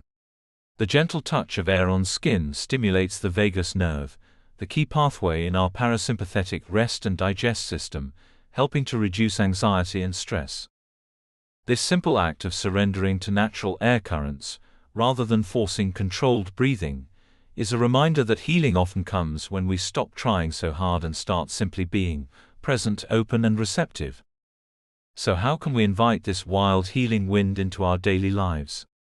Here are some ways to welcome air's natural rhythm and calm the restless mind. 1. Seek the open air. Step outside whenever you can, to a park, a hilltop or even your balcony. Feel the breeze on your skin. Let it move through your hair, brush your face, and remind you of the vast world beyond your worries. 2. Move with the wind, like that evening on the cruise deck, dance, sway, or simply walk with the wind. Notice how your body loosens, how tension melts when you move in harmony with the breeze's invisible hand. 3. Listen to the sound of air, whether it's the rustling of leaves, the whistle of wind through trees, or the soft hum of a fan. Let these sounds be a meditation. Close your eyes and tune in, letting your thoughts drift away on the sound waves. 4. Create your own wind space. Open windows wide to invite fresh air indoors. Use fans or wind chimes to keep air moving. Notice how stagnant spaces often feel heavier. When air flows, energy flows. 5. Embrace unpredictability. Like the wind, life is ever-changing and unpredictable. Practice letting go of control, learning to flow rather than fight, trusting that even storms pass. That evening the wind did more than soothe my pain, it showed me a path forward. A path that honors the wildness inside us, the restlessness that wants to be heard and freed. Because in surrendering to air I found not weakness, but a fierce, unstoppable freedom. And that freedom is available to us all, if only we step outside and let the wind carry us home. The wind's power is a paradox, invisible yet palpable, gentle yet unstoppable. It teaches us that the most profound forces are often unseen, working quietly beneath the surface, shaping the world and ourselves. In Indian mythology, Vayu's influence stretches beyond the physical breath. He is the guardian of life force, prana, the divine messenger who connects the mortal realm with the heavens. It is said that when the universe was first formed, Vayu breathed life into the clay of earth, setting all living things into motion. Without air nothing moves, nothing lives. This understanding reveals why air is not just an element but the very essence of life's dance, the rhythm of inhalation and exhalation echoing the cosmic pulse. It is no coincidence that so many meditation and yoga practices revolve around pranayama, the conscious regulation of breath.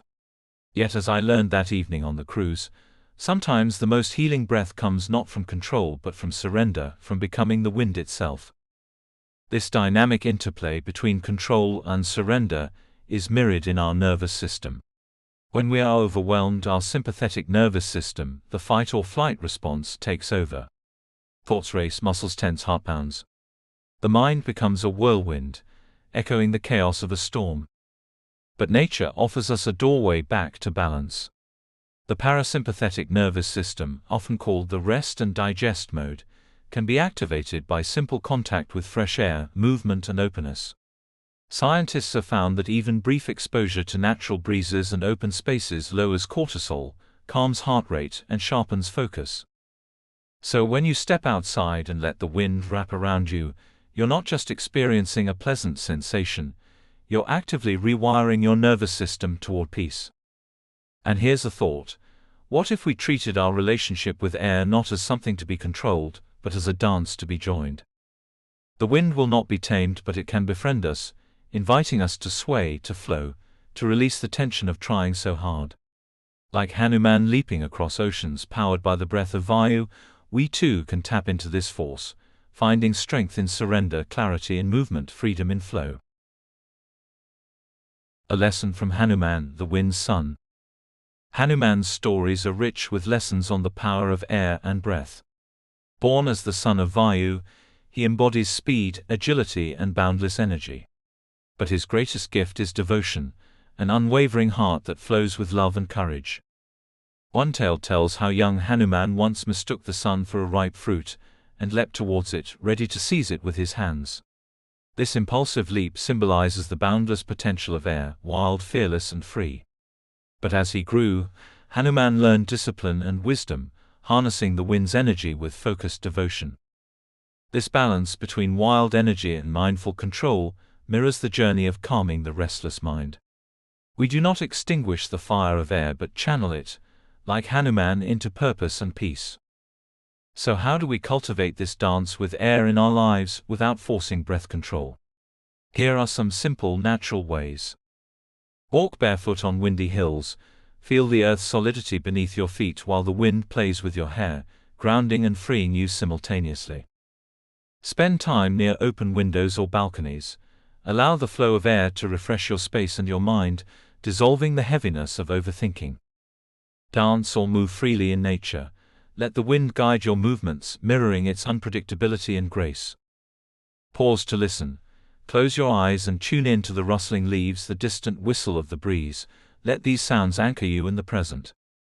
These practices, while simple, reconnect us to an ancient truth, that healing and calm arise not from rigid control but from harmonious flow. In the rush of modern life, where screens glare and notifications ping endlessly, we often forget this sacred rhythm. Our minds become trapped in endless loops of worry and distraction, like leaves caught in a whirlwind. But just like the old man I met in Buddy Mandu, sitting peacefully on a rock, untouched by the chaos, we too can find moments of stillness by surrendering to the air's natural flow. That night on the cruise beneath the Swiss stars, I learned that sometimes the wind is the breath of life itself, a wild, beautiful force inviting us to let go, to heal, and to dance freely once again. The dance of the elements. Air does not exist alone. It flows, dances, and converses with the other elements, each shaping the tapestry of life in its own unique way. To understand air deeply, we must see it as part of this greater symphony. Earth, solid and steady, is the grounding force beneath our feet. Where air is restless and ever-moving, earth is patient and still. It offers a foundation for the breezes to play upon. Imagine the contrast, a wild wind tearing across an open field versus a calm forest where the trees sway gently. The earth anchors the air, giving it direction and purpose. This interplay is vital for our well-being. When our thoughts race like scattered leaves in a storm, the grounding power of earth, through walking barefoot on grass, gardening, or simply sitting on the soil, brings us back to center, balancing air's restless energy. Water complements air's fluidity with its own graceful flow. Together, they embody movement and change, the gentle caress of a sea breeze, the swirling of mist on a morning lake, the ebb and flow of tides. Water cools and softens, easing the sharp edges of air's sometimes harsh gusts. In Indian philosophy, water and air together represent the subtle currents of emotions and thoughts. When these two elements harmonize within us, we experience emotional clarity and mental peace. Fire, fierce and radiant, adds warmth and transformation to the mix. It fuels the spark of inspiration and the courage to act. Air fans fire, helping flames grow just as the breath fuels our inner energy or agni. But fire, when uncontrolled, can burn destructively, like anger or anxiety spiraling out of control. Air's role is delicate here. It can feed the flame or gently temper it, teaching us how to cultivate passion without being consumed. Ether, the subtle formless space, is the vast expanse that contains and connects all elements. It is silence, stillness, and infinite possibility. Air moves within ether, carrying sound, breath, and life force. Together, air and ether embody movement within stillness, the rhythm of the universe itself. When we attune ourselves to this rhythm, we find ourselves in sync with the cosmic dance. The science behind the dance. Modern science, too, recognizes how air interacts with our bodies and minds. Our lungs, filled mostly with nitrogen and oxygen, process air not just for survival, but as a vital regulator of nervous system balance. Oxygen fuels our brain, enabling clarity, focus, and calm. Carbon dioxide, often misunderstood, helps regulate blood pH and cerebral blood flow, influencing how alert or relaxed we feel. Breathing patterns affect heart rate variability, HRV, a marker of stress resilience. Slow, open breathing increases HRV, signaling a balanced nervous system and emotional stability. Even natural exposure to fresh air, rich in negative ions near forests and waterfalls, enhances serotonin levels, uplifting mood. Storytime: The Whispering Winds and the Healing Forest. In a small village in the Himalayas, it is said the wind carries the voices of ancient sages. Locals tell stories of travelers who wandered lost and weary, only to find solace when the mountain breeze whispered through the pine trees. The air, mingled with the scent of cedar and earth, seemed to wash away their troubles. One such traveler was a young woman burdened by sorrow and doubt. She had sought answers in crowded cities but found only noise and confusion. Drawn by the tales, she climbed into the forest, breathing deeply the cool mountain air. As the wind played through the leaves, she felt the heaviness inside her begin to lift. She listened to the trees' murmurs, learned to move with the rhythm of the breeze, and slowly her mind stilled. Days turned to weeks, and the restless storms inside her calmed to gentle zephyrs. Her healing wasn't from medicine or ritual alone, but from the simple, profound power of air, breathed deeply, embraced fully. Moving forward, joining the dance. Air teaches us a profound lesson. Freedom comes not from control but from flowing with life's currents. Our restless minds are like wild winds, unpredictable, scattered, noisy. Yet within this chaos there is rhythm, pattern, and potential. When we learn to surrender, to dance with the air instead of resisting it, we discover spaciousness, creativity, and peace. Breathing life, everyday ways to dance with the air. The air is always around us, a living, breathing companion. Yet, how often do we truly notice it? How often do we invite it in, not just to survive but to thrive? Here are some simple, beautiful ways to bring the air's gentle healing into daily life, transforming restless thoughts into peaceful presence. 1. Step outside and become a wind listener. Remember the traveler in the Himalayan forest. You too can become a listener to the whispers of the wind. It might be just a few minutes in your garden, on your balcony, or even at an open window. Close your eyes and let the breeze find you, cool on your skin, soft in your hair. Hear its subtle songs, the rustle of leaves, the distant call of birds, the rhythmic sigh of the world breathing around you. This practice invites your mind to slow, to move beyond the clutter and noise. The wind becomes your guide, your partner in stillness. 2. Walk with the wind, mindfully and barefoot. Walking outdoors is not just exercise, it's a moving meditation. Feel your feet connect with the earth, sturdy and grounding. Now notice how the air flows around you, a playful partner in your journey. Let it brush your face, ripple your clothes, tug at your hair. Imagine the wind sweeping away your worries with every step. If possible, walk barefoot on grass or earth, feeling the coolness and texture beneath you. This simple grounding blends the elements of earth and air, calming restlessness and bringing clarity. 3. Use gentle movement to match the breeze. Have you ever watched how grass bends with the wind or how branches sway gracefully? Your body too can mirror this flow. Try gentle stretches or yoga sequences that emphasize fluidity, like cat-cow gentle twists or flowing sun salutations. Imagine you are moving with the wind, not against it. This helps loosen both physical tension and mental rigidity. Dancing freely, even if it's just in your living room, invites joy and spontaneity, qualities carried by the air element. 4. Create air sanctuaries indoors. If stepping outside isn't always possible, you can still invite air's vitality inside. Open windows to welcome fresh breezes, use fans to circulate air, or place air-purifying plants nearby. You might light incense or diffuse essential oils like eucalyptus, peppermint, or lavender, which carry the spirit of air in their scents. These small acts refresh your space and invite clarity and calm. 5. Engage your senses with sound and silence. Air carries sound from the softest whisper to the loudest roar. Use this to your advantage. Listen to wind chimes, gentle flute music, or the natural sounds of rain and rustling leaves.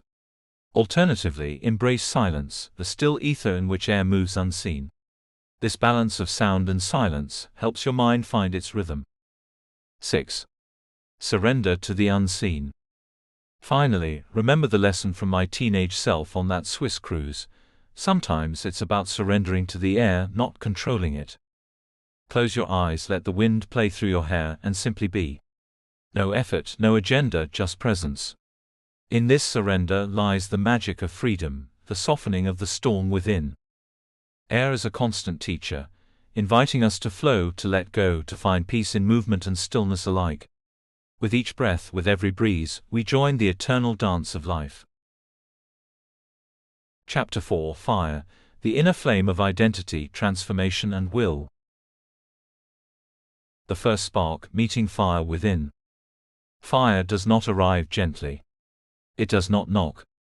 It does not whisper. It arrives blazing, crackling, demanding. It sears through silence and strikes like a memory long buried, forcing you to feel, to see, to change.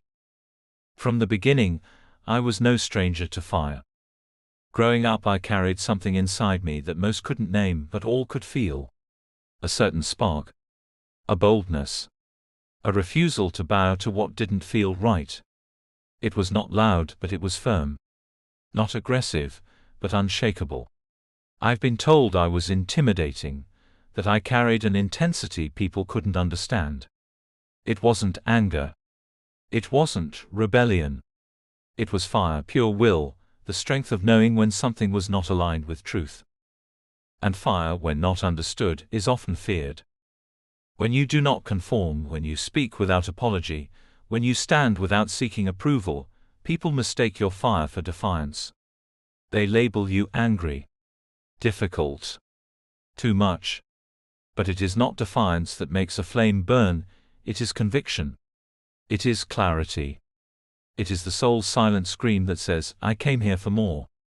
But fire too can flicker. After years of trying to explain, reason, and illuminate the truth for others, I watched my own flame begin to fade. Not because it was wrong, but because the world grew colder. Each disappointment, a splash of water. Each betrayal, a gust of wind. Slowly, the once roaring fire turned into a quiet ash. I lost the will to fight, to explain, to even care. It's not that I stopped being fire. I just stopped protecting it. And yet, as I would later learn, fire never dies. It hides. It waits. It flickers low under the surface, buried beneath exhaustion, heartbreak, or silence, but it waits. Waiting for breath. Waiting for you to remember who you are. In Indian tradition, fire is not just one of the 5 elements. It is sacred, revered, worshipped. Fire is Agni, the first word of the Rigveda, Agni Mil Purohitam. I worship Agni, the priest, the god of fire. No ritual in the Vedas begins without fire. No transformation happens without it. In the ancient Yajnas, Agni was the messenger between man and the gods. Fire consumed our offerings and carried them upwards, not as smoke but as prayers. So powerful was this element that the great sages considered it alive, a being in its own right, capable of both destruction and purification. It was never treated casually. Never underestimated. Because fire when embraced transforms. Fire when ignored burns. Fire in the body and spirit, Agni, the sacred flame. There is a fire that burns quietly inside each of us, not the roaring blaze that consumes, but a sacred flame known as Agni, the divine fire of life itself. In Indian tradition, Agni is more than just physical fire. It is the inner flame that digests our food, processes our thoughts, and fuels the transformation of everything we experience. This, the sacred flame, governs metabolism, digestion, and even the clarity of the mind. Imagine for a moment the flickering flame of a lamp in a quiet temple. It dances, ever-changing but constant. It requires care, a gentle breath, the right oil, yet it is resilient, unwavering. This flame is Agni, symbolizing the power to transform, to purify, and to sustain. Without it, life would stagnate. The physical fire, digestive Agni, and metabolism. On a scientific level, Agni corresponds to the biological fire that metabolizes the food we eat. Our bodies are composed of roughly 60% water, 20% fat, 20% proteins and minerals, and a small percentage of other elements, but all of these require energy, the fire of transformation, to convert food into fuel. The digestive system is the physical manifestation of Agni. When it burns bright and steady, digestion is smooth, energy flows freely, and the mind feels alert. But when Agni falters, the body becomes sluggish, emotions cloud over, and the mind loses its sparkle. Ayurveda, the ancient Indian science of life, describes Agni as the master of all bodily processes.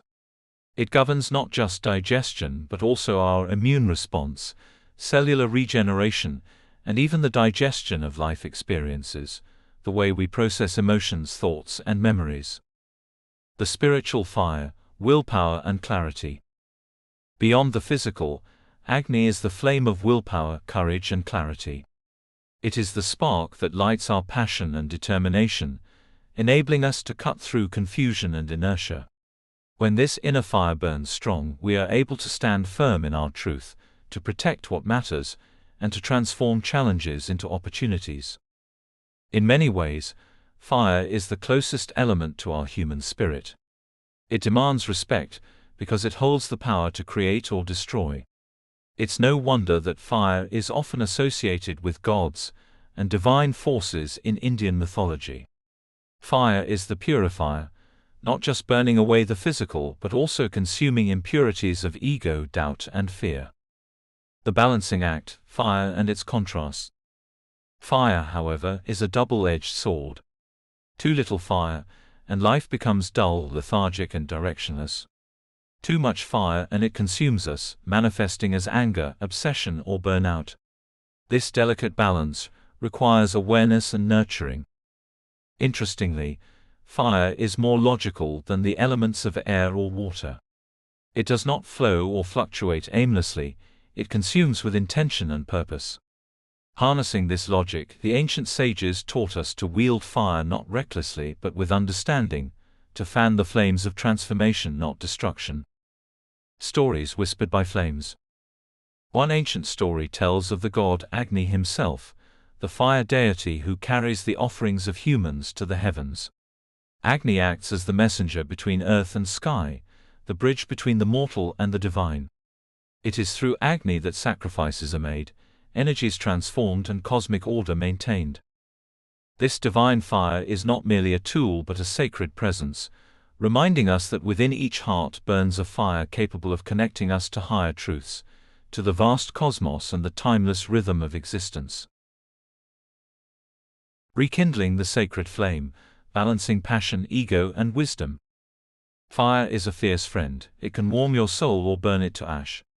Growing up, I often felt the fire inside me blazing with determination, and a fierce desire for truth and justice. People sometimes called me unapproachable or intimidating, mistaking my inner flame for anger. But that fire was never meant to consume others, it was the spark of my confidence, my will to stand tall and speak up. This fire, though, can easily slip into its darker twin, ego. When passion loses its compass and clings to personal validation, it hardens into stubbornness, anger, or obsession. Many a time I've watched this happen, fire collapsing into ego, righteousness burning into self-righteousness.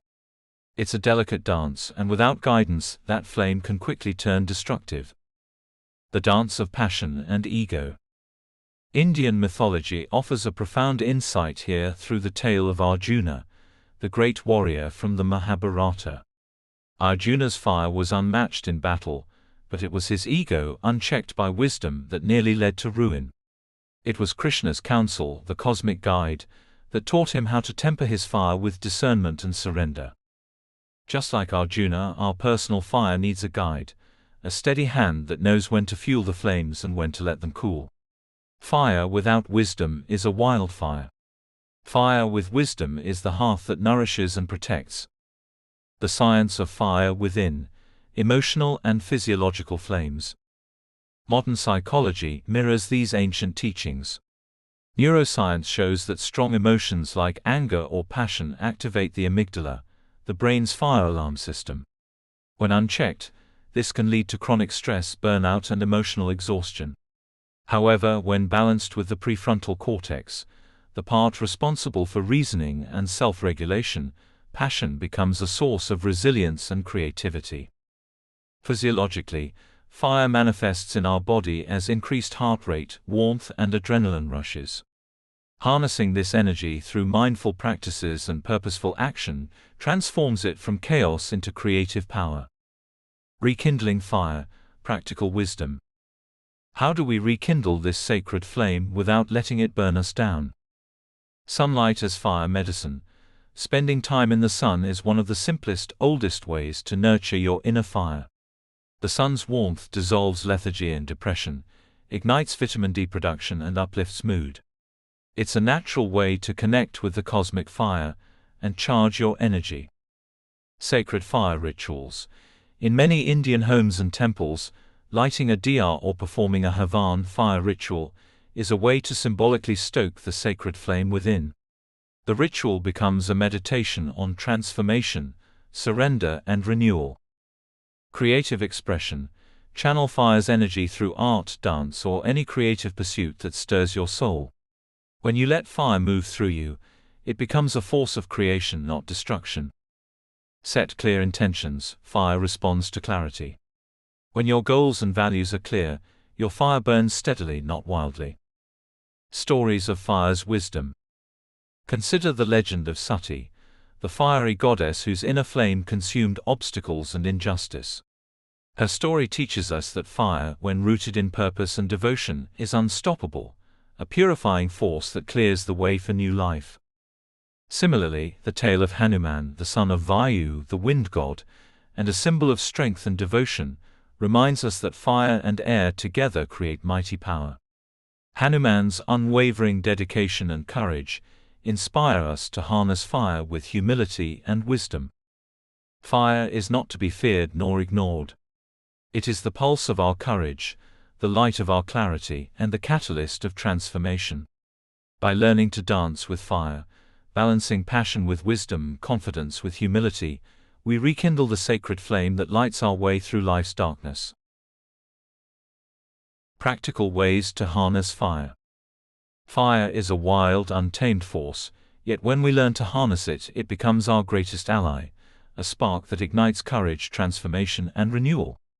But how exactly do we channel this energy without letting it consume us? The answers lie in age-old rituals, nature's rhythms, and simple daily habits that honor the sacred flame within. The ancient ritual of fire, lighting the diya. Imagine the flicker of a small clay lamp, a diya, glowing softly in the quiet of the evening. In many Indian households, lighting the diya at dusk is a ritual laden with symbolism. It represents dispelling darkness, inviting wisdom, and honoring the divine spark in every being. This simple act connects us with the timeless tradition of fire as a purifier. The soft flames soothe the restless mind, steady the heart, and remind us that light can emerge even from the smallest spark. Scientific studies on candle gazing, a practice called tritaka, show that focusing on a single flame improves concentration, calms the nervous system, and enhances mental clarity. This ancient practice, simple yet profound, is a powerful way to harness fire's calming energy. Sunlight, the original fire therapy. Our ancestors knew the sun as the ultimate fire source, life-giver and healer. Before the invention of electric bulbs, days were synchronized with the sun's rise and fall, a natural rhythm that aligned human energy with the Earth's cycles. Spending time in sunlight is not just about warmth. It triggers the production of vitamin D, which regulates mood, immunity, and bone health. Beyond the biology, the sun's golden rays uplift the spirit and burn away the heaviness of stagnation, be it emotional, mental, or physical. Modern research confirms that sunlight exposure increases serotonin, the happiness hormone, and regulates our circadian rhythm, improving sleep quality. Even a short walk in the morning sun can flood the body with revitalizing fire energy. Fire gazing and meditation, meeting the flame within. There is a magical stillness in watching a bonfire or campfire dance. The flames rise, fall, twist and turn, a hypnotic spectacle that invites deep contemplation. In Indian spiritual practice, Agni Dhyan, fire meditation, encourages sitting before a fire, observing its movement and allowing the mind to mirror the fire's rhythm. This practice can clear mental fog, ignite inspiration, and foster emotional resilience. The flickering flame becomes a metaphor for the mind itself, ever moving, unpredictable but beautiful. By embracing this flow, we learn to befriend our inner fire rather than fear it. Dance and movement, letting fire move through you. Fire is energy in motion, fierce, vibrant, and alive.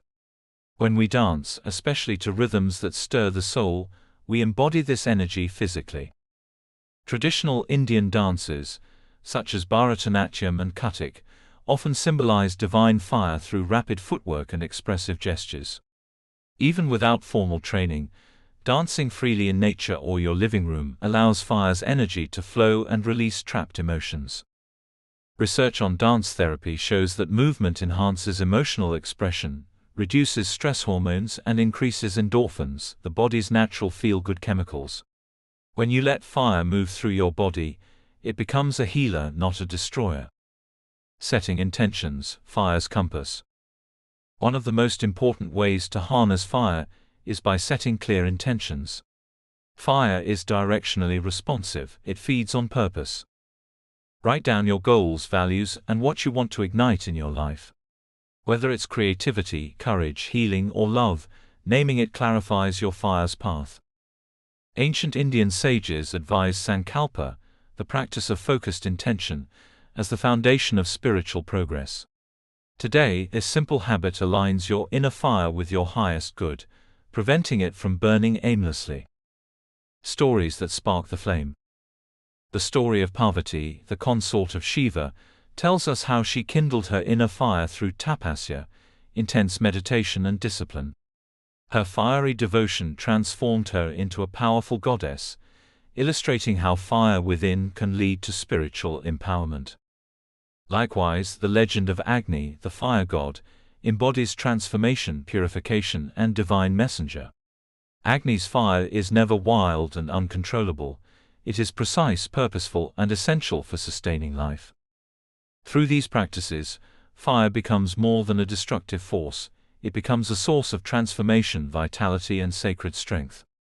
By honoring its power, embracing its rhythm, and cultivating its wisdom, we rekindle the sacred flame within that guides us through darkness into light. Fire in daily life, balancing burnout and rest. Fire is a fierce and brilliant force.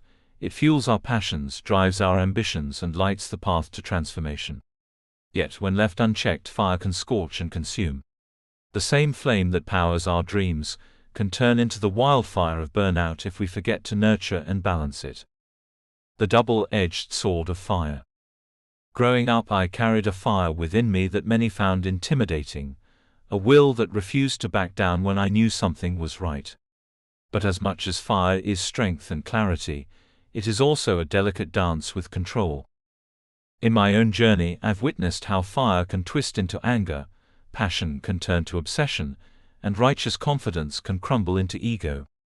The blaze that once warmed and illuminated my soul sometimes threaten to engulf it in ashes of exhaustion. This is the paradox of fire. It needs to be both ignited and tended to, fueled and tempered. Like a wild stallion, it demands respect, care, and boundaries. Stories from the ancient fire keepers. The ancient sages understood this delicate balance. They spoke of tapas, the disciplined inner fire that burns away impurities but must be cultivated with patience and wisdom. The story of Agni, the fire god, teaches us that fire is both purifier and protector. Agni consumes the offerings at the sacred altar, transforming them into energy for the gods. Yet he also requires careful tending. Too much fuel and he can rage out of control, too little and the flame dies out. Similarly, the tale of Hanuman, the mighty son of Vayu, shows fire as relentless energy balanced by devotion and discipline. Hanuman's fiery strength is a metaphor for the spirit's power, mighty yet humble, fierce yet gentle. The science of burnout, when fire runs dry. Modern research confirms what ancient wisdom has long taught. Excessive stress and relentless effort without rest lead to physical and mental burnout. Burnout is the slow extinguishing of our internal fire. It affects the adrenal glands, depletes energy reserves, and clouds the mind. Symptoms can include fatigue, irritability, and a sense of hopelessness, the antithesis of fire's vibrant energy. Balancing fire means honoring our need for rest and renewal, like tending a hearth, not letting it burn unattended. Practical ways to balance your inner flame. 1. Honor your rhythms. Like the sun's cycle of rising and setting, listen to your body's natural ebbs and flows. Push forward when energy is high and rest deeply when it wanes. 2. Create sacred space. Designate a corner or ritual to symbolically tend your fire, light a candle, burn incense, or simply sit in quiet reflection. 3. Practice self-compassion. Fire can be ruthless when fueled by harsh self-judgment. Speak kindly to yourself, acknowledge your efforts and forgive your missteps. 4. Embrace cooling elements. Balance fire with water and earth, a cool bath, a walk in nature, or mindful breathing to soothe overheated nerves. 5. Set boundaries. Learn to say no without guilt. Protect your energy like a precious flame, shielded from unnecessary demands. Everyday stories of fire and balance. I remember a friend, a brilliant artist whose creative fire blazed so fiercely she often worked through the night chasing perfection. One day her body forced a stop, a harsh reminder that even the brightest flame needs care. Through simple rituals, morning walks, herbal teas and gentle stretching, she learned to tend her fire gently. Her creativity did not dim, it deepened, nourished by balance. Fire, in all its glory, asks us to be both bold and wise. It calls us to ignite our passions but also to honor the quiet moments where the flame flickers low and asks for rest. When we learn this balance, fire ceases to be a threat and becomes a lifelong companion, the very essence of our confidence, courage and transformation. Fire and transformation, the path forward. Fire is the ancient alchemist, turning the raw into the refined, the old into the new. It is the sacred force of transformation, demanding courage to step into its blaze and patience to emerge renewed. The phoenix within. Across cultures, the phoenix is a powerful symbol of fire's transformative magic. Born from ashes, it rises anew, embodying resilience and rebirth. This mythical bird reminds us that transformation often requires a descent into darkness, the burning away of what no longer serves before renewal can occur. In my own life I felt the flames of personal phoenix moments, times when old beliefs, broken dreams or painful losses had to be surrendered. Like the phoenix, the fire burnt fiercely, yet from those ashes a new self emerged, stronger, wiser and more radiant. Fire in Indian spiritual tradition, Agni as the transformer. In the Vedic tradition, Agni is not only the god of fire but also the divine messenger who carries offerings from earth to heaven. Agni's flames symbolize the sacred fire of transformation, the power that digests both food and experiences, turning them into energy for growth. The yajna fire ritual is a profound practice of transformation, Symbolic offerings cast into fire signify surrendering ego desires and impurities, inviting divine grace and renewal. This ceremony, vibrant with chanting and sacred intent, is a potent reminder that transformation requires conscious effort and surrender. The inner fire, harnessing passion for growth. Transformation through fire is not about destruction alone, it's about harnessing that fierce energy for intentional growth. When channeled with clarity and purpose, fire fuels creativity, fuels change, and lights up new possibilities. Practical pathways to embrace fire's transformative power. 1. Embrace the challenge. Fire invites you to face what scares you, your fears, doubts, and limiting beliefs. Transformation begins where comfort ends. 2. Rituals of release. Just as ancient yajnas release offerings into flames, create personal rituals to symbolically release what no longer serves you, write it down, burn it safely, and watch it transform. 3. Seek guidance. Fire can burn blindly without wisdom. Turn to mentors, spiritual texts, or trusted guides who illuminate the path of transformation. 4. Cultivate patience. Transformation through fire is not instantaneous. Like metal forged in a furnace, it takes time, heat, and repeated cycles to become strong and resilient. 5. Celebrate renewal. Honor your growth with celebrations, gratitude, and self-recognition, the spark that encourages your fire to keep glowing. Story: The Sculptor's Flame. I recall a story shared by a wise teacher about a sculptor who worked with fire to shape bronze. The artist placed the metal into the furnace, where flames licked and roared. Only in the extreme heat could the metal soften enough to be molded. This sculptor's fire is a metaphor for personal transformation. Without the furnace of trials, our inner metal remains rigid, unshaped, unable to hold new forms. Through fire, the sculptor releases the beauty hidden within. Similarly, our struggles, the fiery tests of life, are necessary for unveiling our true potential. Fire then is both challenge and gift. It calls us to burn away the old and welcome the new. To dance in the flames not as victims, but as brave alchemists of our own destiny. Fire's role in healing and health, the warmth that revives. Fire is not just a metaphor for transformation, it is a living, breathing element that heals and restores. The gentle warmth of the sun, the flickering glow of a hearth, even the heat within our bodies, all remind us that fire is vital to life and well-being. The science of heat and healing. Modern science confirms what ancient traditions intuitively knew. Heat promotes circulation, stimulates metabolism, and activates the body's natural healing processes. Warmth expands blood vessels, delivering oxygen and nutrients to tired muscles and stressed tissues. It relaxes the nervous system, melting away tension and pain. This is why a warm bath or a sunlit afternoon often restores more than just the body, it revives the spirit.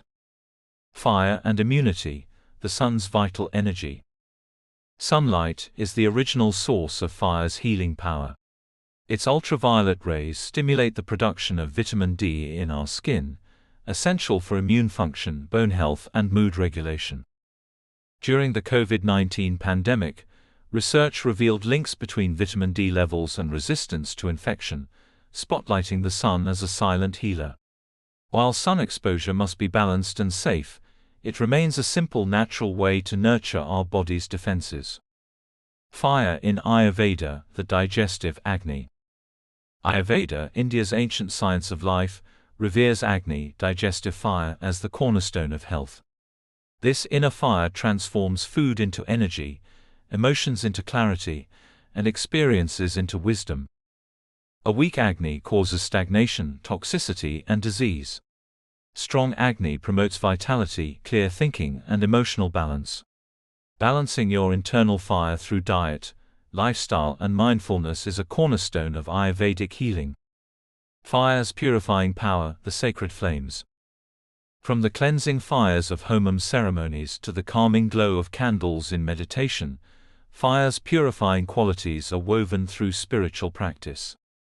In temples across India, the flame of Deepam lamp represents illumination, knowledge, and the removal of darkness, both literal and metaphorical. Practical healing, harnessing fire in daily life. Sunbathing with intention.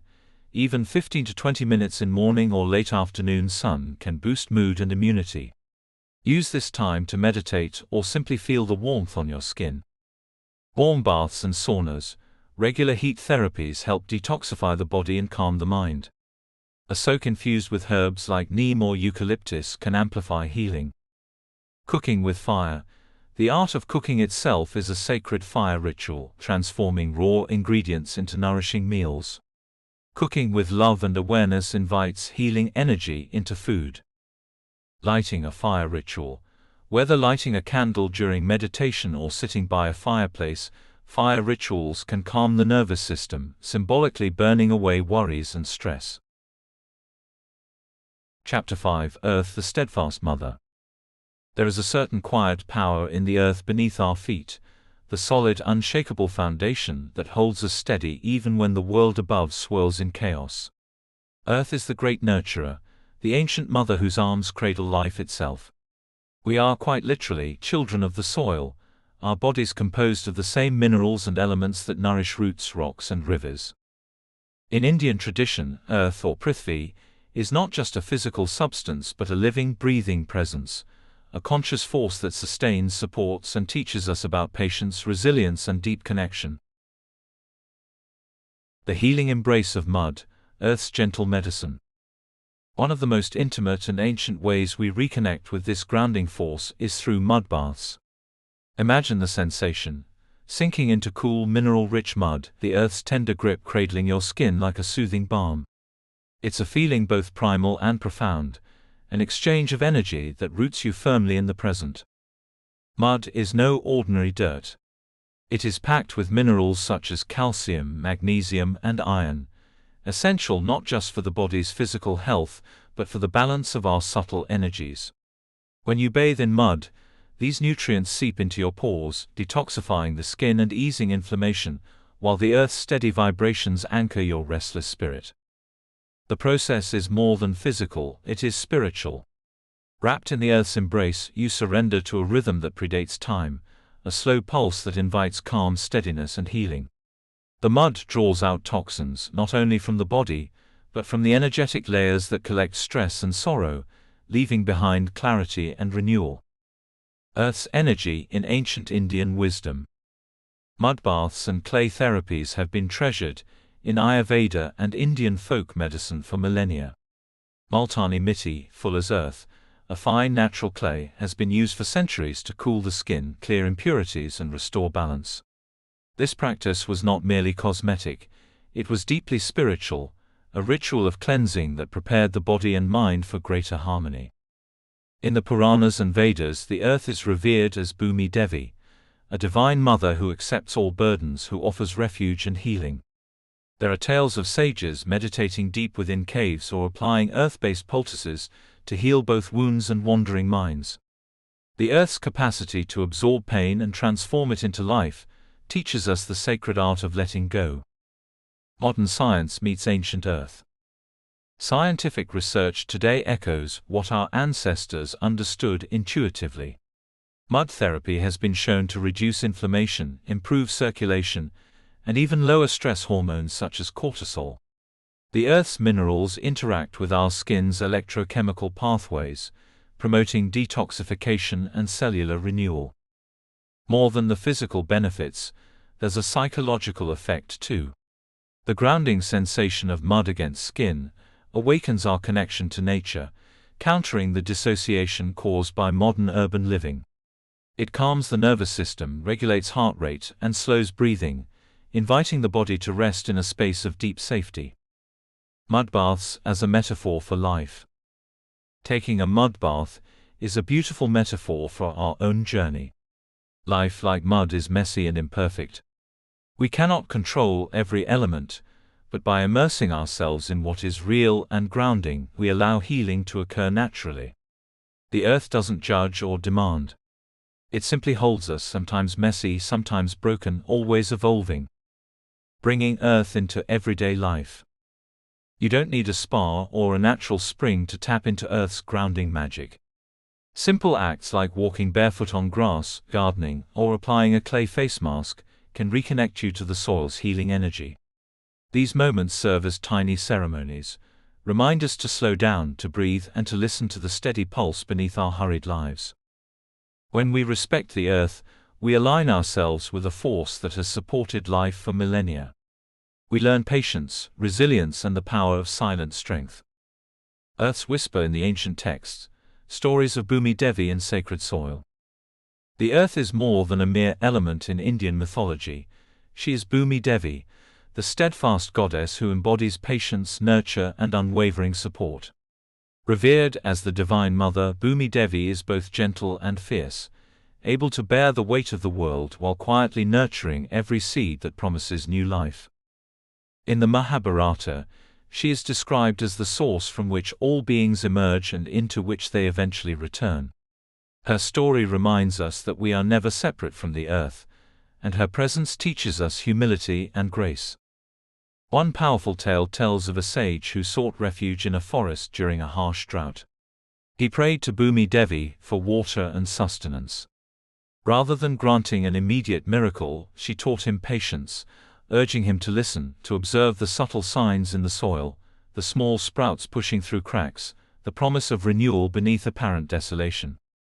This story beautifully illustrates how Earth demands a slow, steady faith, a willingness to wait, to trust in unseen processes, and to cultivate resilience. The Earth doesn't rush. It holds space for transformation in its own perfect timing. Earth in Ayurveda, the foundation of balance. In Ayurveda, the earth element, Prithvi, is foundational to our physical body. It represents solidity, structure, and stability. Bones, muscles, skin, all these owe their existence to the grounding energy of earth. This element is deeply connected with the Kapha dosha, the principle of stability and cohesion in the body. When earth is balanced within us, we feel rooted, calm, and strong, like a mighty tree with deep roots that withstand storms. But when earth is out of balance, we may feel sluggish, heavy, or stuck, both physically and emotionally. Ayurvedic treatments often use earth-based therapies such as clay wraps, herbal mud packs, and grounding diets rich in root vegetables and nourishing grains to restore this vital balance. These practices are designed to reconnect us with earth's stabilizing influence and bring harmony back into the body and mind. Healing rituals, earth practices for grounding and renewal. Walking barefoot, earthing. One of the simplest yet most profound ways to reconnect with earth is through earthing, walking barefoot on natural surfaces like grass, sand, or soil. This practice helps discharge built-up electrical tension in the body, grounding us physically and emotionally. Gardening and soil connection. Working with soil, planting seeds and nurturing plants is a direct interaction with Earth's life force. This engagement not only improves mental well-being by reducing stress and anxiety, but also reminds us of our role as caretakers of the planet. Mud masks and poultices. Applying clay or mud masks stimulates the skin, detoxifies, and calms inflammation. The minerals absorbed during these treatments restore energy and strengthen the body's natural resilience. Stone therapy and crystals. Using grounding stones such as hematite, jasper, or black tourmaline can help anchor the mind and balance emotions. These stones resonate with Earth's vibrations and are often used in meditation and healing rituals. Science speaks. The physical and psychological power of Earth. Modern science affirms the profound effects of Earth-related practices. Studies on earthing show it can reduce chronic inflammation, improve sleep quality, and lower stress levels by balancing the body's electrical systems. Research also supports the psychological benefits of nature immersion. Exposure to natural environments helps reduce cortisol, the stress hormone, enhance mood, and boost cognitive function. Being in contact with soil bacteria can even strengthen the immune system, making us more resilient against illness. This symbiotic relationship with Earth is not just poetic, it is biological. We are designed to move, touch, and breathe in sync with the natural world around us. Earth's lesson: patience, presence, and possibility. The Earth teaches us to slow down and cultivate patience. In its very essence, Earth is about presence, about being fully grounded in the here and now. It shows us that growth happens beneath the surface long before it appears visible, reminding us to trust the process. In a world obsessed with speed and instant gratification, Earth's steady wisdom is a radical act of resistance. To connect with Earth is to reconnect with the timeless rhythm of life, slow, sure, and full of possibility. Bringing Earth into your life, a daily practice. Begin your day by placing your feet on the ground, whether barefoot on grass or solid floor, and take a few moments to feel the weight and solidity beneath you. Carry a small stone or crystal in your pocket, touching it when you feel unsteady or overwhelmed. Try a simple mud mask once a week, letting the earth's minerals nourish and cleanse your skin.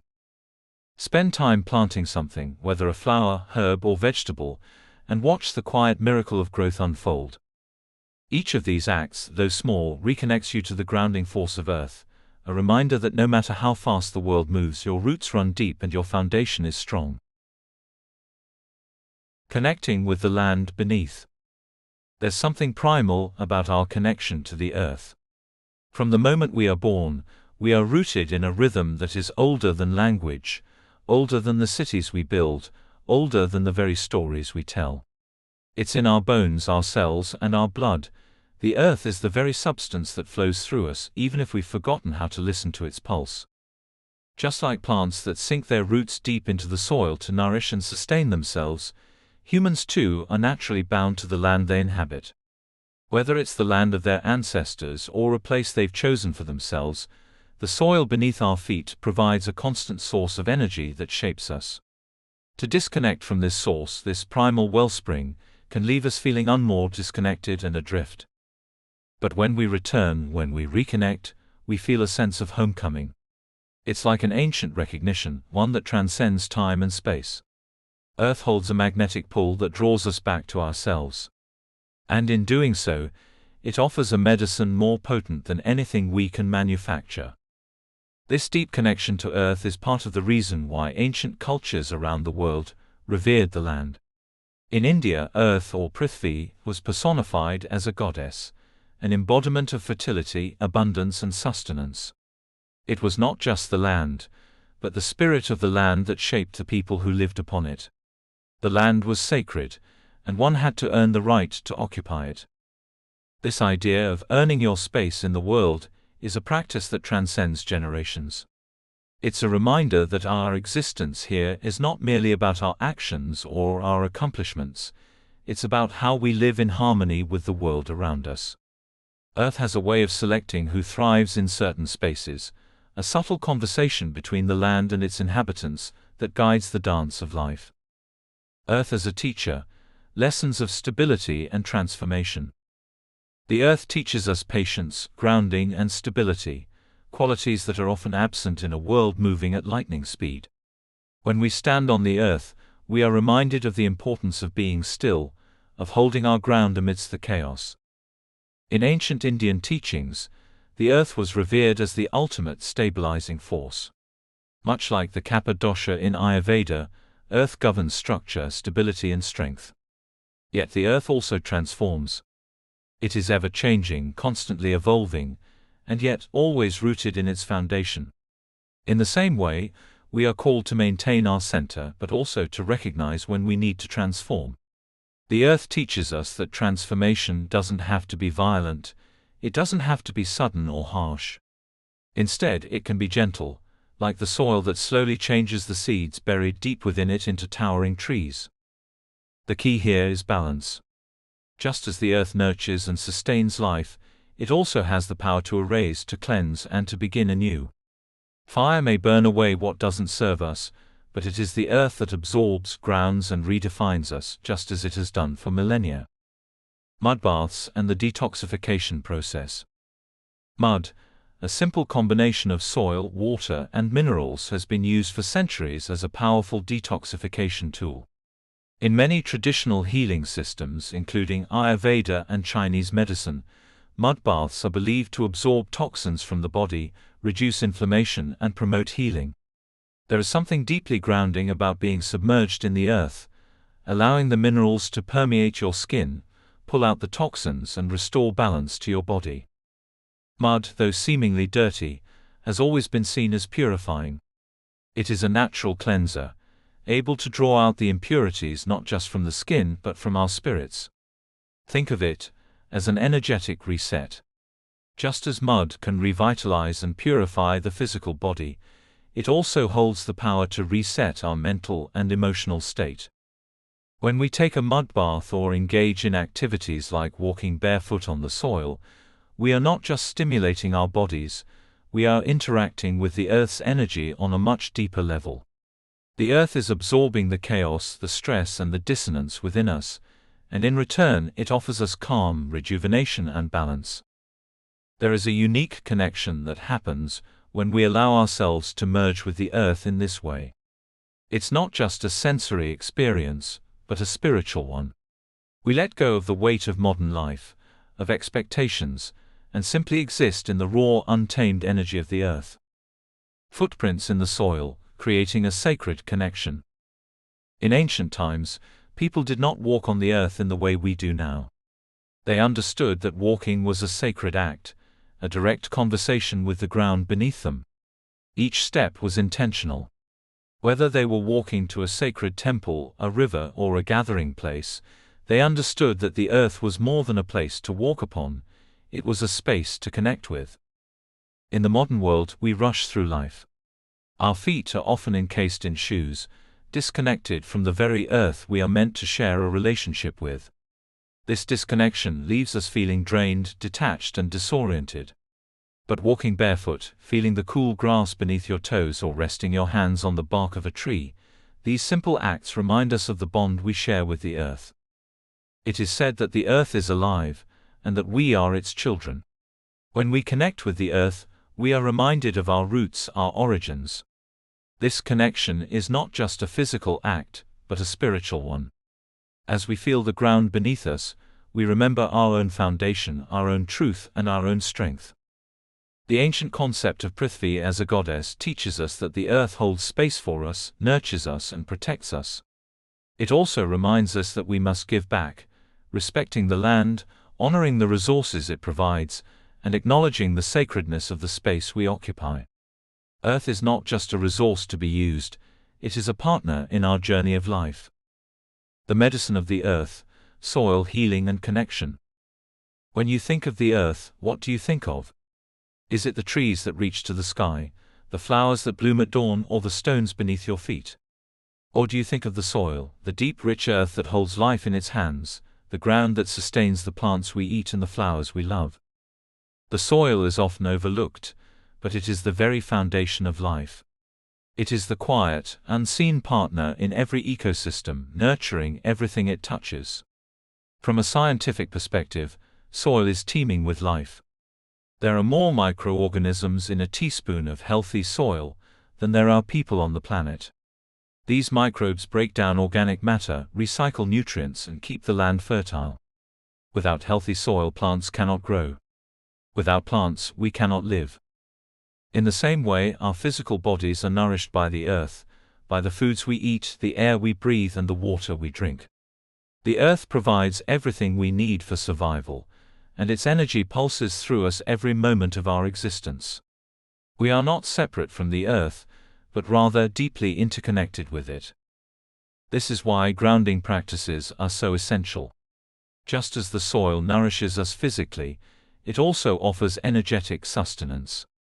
In moments of imbalance, we can return to the earth, laying our bodies on the ground, walking barefoot, or even holding a stone or a plant in our hands, and feel ourselves reconnected, recharged, and restored. The power of earth in transformational healing.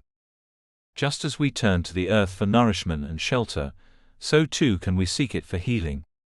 Earth, with its deep wisdom, offers us a powerful tool for transformation, not just physically but emotionally, mentally, and spiritually. In its embrace we find the antidote to disconnection, the very balm that soothes our restless minds and weary bodies. Ancient cultures around the world have long recognized the therapeutic qualities of earth. In India, soil was not just viewed as the medium for growing crops but was considered a sacred element with profound healing properties. The concept of Prithvi is inseparable from the practice of Ayurveda, where the earth is regarded as the source of life and vitality. Soil's transformative potential isn't just a poetic idea, it is deeply ingrained in traditional medicine.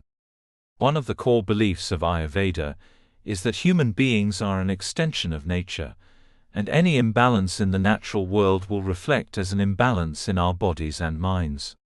By returning to earth, by re-establishing our connection with nature, we can heal. The soil as medicine. Take a moment to imagine the feeling of rich, fertile soil beneath your hands as you plant a seed. Feel its texture, its coolness, and its weight as it molds to the shape of your palm. This simple sensory experience is more than just a gesture of gardening, it is an energetic exchange. When we touch the soil, we become a part of something ancient, something eternal. We feel connected to the life force that sustains us.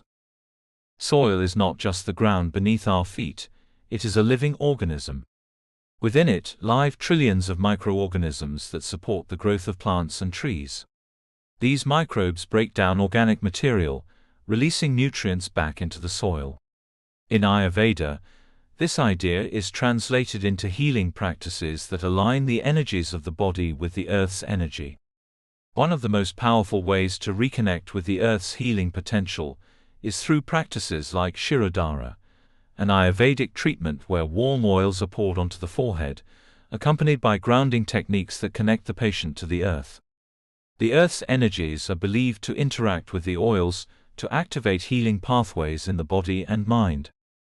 But the soil's role goes beyond physical healing. In ancient Indian philosophy, the concept of Dharti Mata, Mother Earth, teaches us that the earth provides us not only with nourishment, but with emotional and spiritual sustenance as well. The act of simply sitting or lying on the ground, feeling the earth beneath us, can bring profound peace. The earth acts as a mirror, reflecting our internal state and helping us realign with our own deeper truth. The grounding ritual, a simple practice for daily life. Grounding, or earthing, is a powerful practice where you physically connect to the earth to restore balance and harmony. In today's modern world, we often forget the importance of this simple ritual. We are so caught up in the hustle and bustle, in the noise and clutter of our minds, that we fail to reconnect with the earth beneath us. But grounding, though simple, can have profound effects on our health, both mentally and physically. The practice of grounding is as ancient as humanity itself. Our ancestors instinctively knew that walking barefoot on the earth was more than just a way to get from one place to another. It was a way to ground the spirit, to reconnect with nature, and to find balance. Research has shown that grounding can help reduce stress, improve sleep, and boost overall well-being. By walking barefoot on the earth, our bodies absorb electrons from the ground, which neutralize free radicals and reduce inflammation in the body. These are not just theoretical ideas, they are backed by scientific research. The more time we spend in nature, the more grounded we become. By slowing down, by paying attention to our surroundings, we can begin to hear the rhythm of the earth, the pulse of the land. The act of sitting under a tree, of feeling the cool earth beneath our feet, helps us return to our natural state of balance. Connecting with sacred earth energy. In many ancient traditions, sacred sites were believed to have unique energy. These sites, often mountains, rivers, or groves, were considered portals where the earth's energy was particularly strong. The city of Varanasi in India, one of the world's oldest living cities, sits along the banks of the Ganges River, believed to hold some of the most powerful spiritual energy on earth. Pilgrims come from all corners of the world to bathe in its holy waters, not just to cleanse themselves physically, but to receive the spiritual nourishment that the land provides. The earth itself in these places is seen as a conscious being. People walk barefoot in these sacred spaces not just out of respect, but because they believe that the earth's energy can heal them. This is why many spiritual practices involve sitting on the ground or resting in the earth's embrace. When you sit on the earth, you allow yourself to be part of it. You breathe its air, feel its heartbeat, and align your own energy with its ancient rhythms. It's a practice that transcends belief, rooted in the deep knowing that we are part of something far greater than ourselves. The ground beneath, transmuting negative energy. In the process of healing, the earth acts as a powerful purifier. Just as the soil can cleanse the body by absorbing toxins, the earth can also absorb the negative emotions and energies we carry. When we feel overwhelmed by stress, sadness, or anger, we can release those emotions into the earth. In Ayurveda, this is often done by sitting on the ground and meditating, imagining the negative energy flowing from your body and into the soil. The earth, with its boundless capacity for transformation, absorbs and neutralizes this energy, leaving you lighter, freer, and more centered. One of the simplest ways to transmute negative energy is to walk barefoot on natural surfaces, grass, soil, sand, or even wet stone. The contact between your skin and the earth allows you to release what no longer serves you. It is as though the earth is giving you permission to let go of what is burdening you. This may sound simplistic, but the effects are profound. In the Hindu tradition, Prithvi, the earth, was not seen as a mere element to be used, but as a living entity that gives and receives, that nurtures and heals. Through the practice of grounding, we can reconnect with the wisdom of this ancient relationship, allowing ourselves to be healed by the earth's deep, stabilizing energy. Healing through earth cycles. The healing power of the earth extends far beyond individual practices, like grounding or sitting on the soil.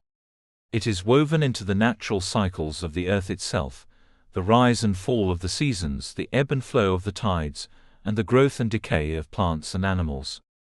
These cycles teach us about impermanence, about the constant changes that are a part of life. In Ayurveda, the earth is intimately tied to the Kapha dosha, which governs the qualities of stability, nourishment, and structure. However, when Kapha becomes imbalanced, it can lead to sluggishness, lethargy, and a sense of being stuck. The earth's energy, when harnessed correctly, can help us find balance. It helps us build a strong foundation, and through that foundation we can grow. By following the earth's natural rhythms, through eating seasonally, connecting with the land, and honoring its cycles, we are better able to align our bodies and minds with the natural order. As we move deeper into the modern age, it is easy to become disconnected from these cycles. Yet the earth still offers us guidance. We must listen carefully to its whispers, heed its lessons, and remember that it is not just a resource, but a sacred entity that is alive with wisdom. Grounding effect on mind and spirit. If we think of the earth as a mirror to our inner state, it is not surprising that the more disconnected we become from it, the more unbalanced our lives can feel. The earth's stabilizing energy grounds us, not only in the physical sense, but also emotionally and spiritually. When we are aligned with the earth's energy, we begin to find a quiet steadiness that allows us to handle life's turbulence with calmness and grace. For many of us, this balance is lost in the busyness of life, the constant chatter in our minds, and the rush of modern living. We forget that the earth, which is always steady, is waiting for us to return to its embrace. One of the simplest, most profound ways to do this is through spending time in nature. Walking barefoot on the grass, feeling the warm dirt beneath your feet, or sitting under the shade of a tree can immediately bring a sense of peace. But the earth's grounding effect goes deeper. In traditional Ayurvedic practices, the concept of Prithvi, earth, is considered to be the most stabilizing of the 5 elements. When the earth element is out of balance within us, we may feel scattered, insecure, or disconnected. This imbalance can manifest physically, in the form of digestive issues, weight gain or fatigue, and emotionally, as feelings of restlessness or insecurity. The power of earth rituals for inner healing. Engaging with the earth through simple rituals has profound healing effects on both mind and body. One such ritual is the practice of grounding or earthing, where we connect physically to the earth to release negative energy and restore balance. Grounding practices help to improve circulation, reduce stress, and boost energy levels. For those dealing with chronic stress, anxiety, or even trauma, these practices can help alleviate mental and emotional pain. To practice grounding, take a few moments to stand or sit outside, placing your bare feet on the earth. Let the cool grass or soil seep into your skin, and imagine your body sinking deeper into the ground. Visualize your stress, worries, and negative emotions flowing into the earth, being absorbed and neutralized by its grounding power. This simple ritual of connecting with the earth helps reset the nervous system, allowing us to reconnect with our bodies and our environment. It also teaches us that we are not alone in our struggles. The earth, in its infinite wisdom, has a capacity to hold, heal, and nurture us through life's challenges. In the Hindu tradition, the earth is often depicted as Bhudevi, the goddess who nourishes and supports all living beings. She is seen as the embodiment of stability, providing a solid foundation for all life. But her energy also reminds us that we must take care of the earth, for in nurturing the land, we are nurturing ourselves. Healing through the soil, mud baths, and earth therapies. Across cultures, the use of soil in healing rituals is not just symbolic, it's deeply therapeutic. In many ancient civilizations, mud was used as a way to cleanse, rejuvenate, and heal both the body and mind. The practice of taking mud baths dates back to the earliest recorded cultures in Egypt, Greece, and India. In these cultures, it was believed that the earth's elements, particularly the minerals in the mud, had the power to balance the body's energies and detoxify the system. The soothing effect of mud baths lies in their ability to absorb toxins from the skin while replenishing the body with essential minerals. These baths also encourage the body to release heat and impurities through sweating, which aids in detoxification. Additionally, the pressure of the mud on the skin stimulates circulation, helping to revitalize tired and sluggish muscles. But the magic of mud isn't just physical. When you immerse yourself in the earth's embrace, the grounding energy begins to affect your mental and emotional state. The cool, tactile experience of mud on the skin brings a sense of calmness and presence. It encourages mindfulness, as you begin to pay attention to the sensation of the earth on your body, the texture, the coolness, and the way it feels to surrender to the land beneath you. In the Indian tradition, mud therapy is often combined with pranayama, breathing exercises, and meditation to deepen the connection with the earth and enhance the healing process. By grounding the body through the earth's energies and calming the mind through breath and meditation, one can unlock deep healing and renewal. Earth as a source of spiritual cleansing. The earth is not only a healing agent for the body, but also for the spirit. It can act as a purifier, helping us rid ourselves of emotional blockages and trauma. This idea is reflected in many spiritual practices around the world. For instance, in Hinduism, the Ganga River, known for its healing properties, is considered a spiritual cleanser. Pilgrims bathe in its waters to purify themselves, seeking liberation and peace from the sins of their past. Similarly, the earth can be seen as a source of spiritual cleansing. By practicing simple rituals, such as walking barefoot on natural surfaces, sitting on the earth, or even sleeping directly on the ground, we allow the earth to absorb the negative energies we carry. In doing so, we can begin to heal, finding peace and balance where once there was confusion and unrest. It's also worth noting that spending time in nature isn't just about relaxation or retreat. It can also be an act of spiritual devotion. In the ancient tradition of tapasya, austerity, sages and ascetics would meditate in remote forests or on mountaintops to purify their minds and bodies. Their goal was to connect directly with the earth's energy, to draw from it the strength, wisdom, and clarity needed for spiritual growth. By aligning themselves with the rhythms of nature, they tapped into the infinite power of the earth to support their journey. Sacred earth practices from around the world. Across different cultures, the earth has been recognized as a powerful ally in the healing process.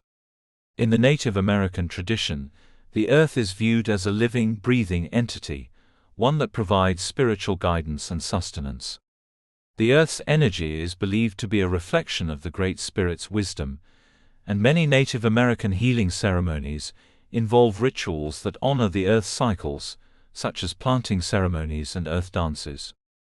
Similarly, in Western traditions, there is a long history of herbal medicine, where plants grown in the soil are used to heal the body and mind.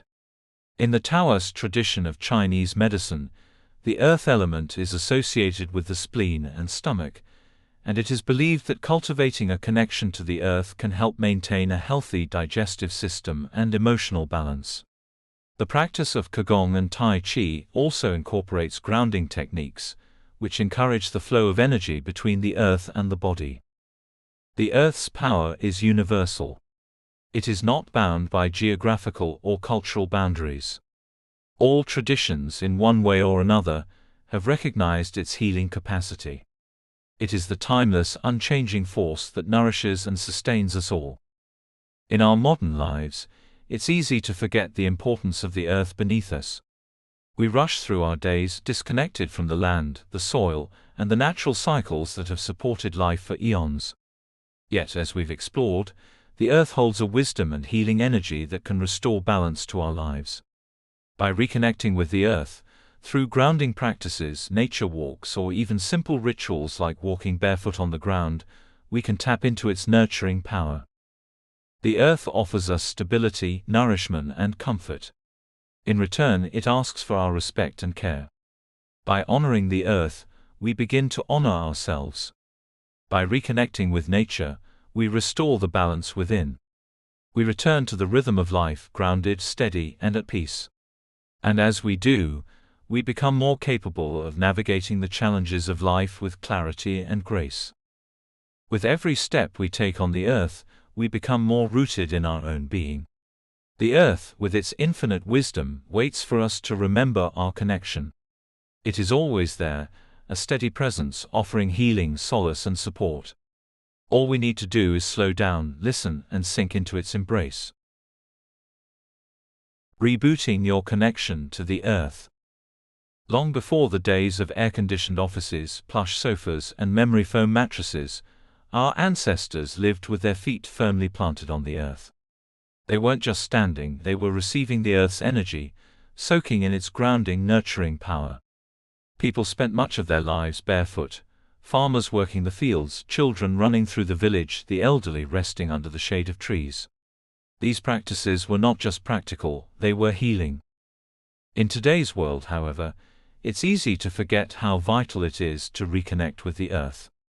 Our homes and workplaces are designed to insulate us, separating us from the very source of our strength, the earth.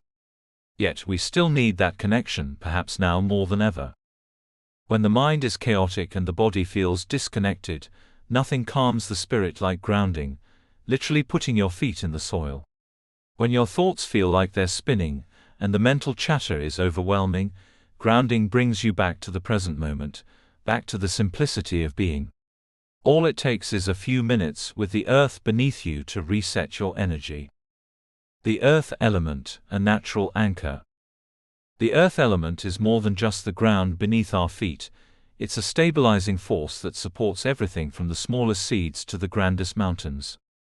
The earth is constant, unwavering, and nurturing, offering a solid foundation to help you steady your body and mind. Grounding practices allow you to tap into that stability, bringing a sense of calm and balance to your life. The moment you step onto bare grass, soil, or sand, there is a subtle shift in your energy. The earth doesn't just support you physically, it helps clear away the emotional and mental fog that accumulates throughout the day. It's like plugging yourself into an energetic circuit, where your body recharges and recenters itself. Prithvi, the earth goddess, embracing the mother's energy.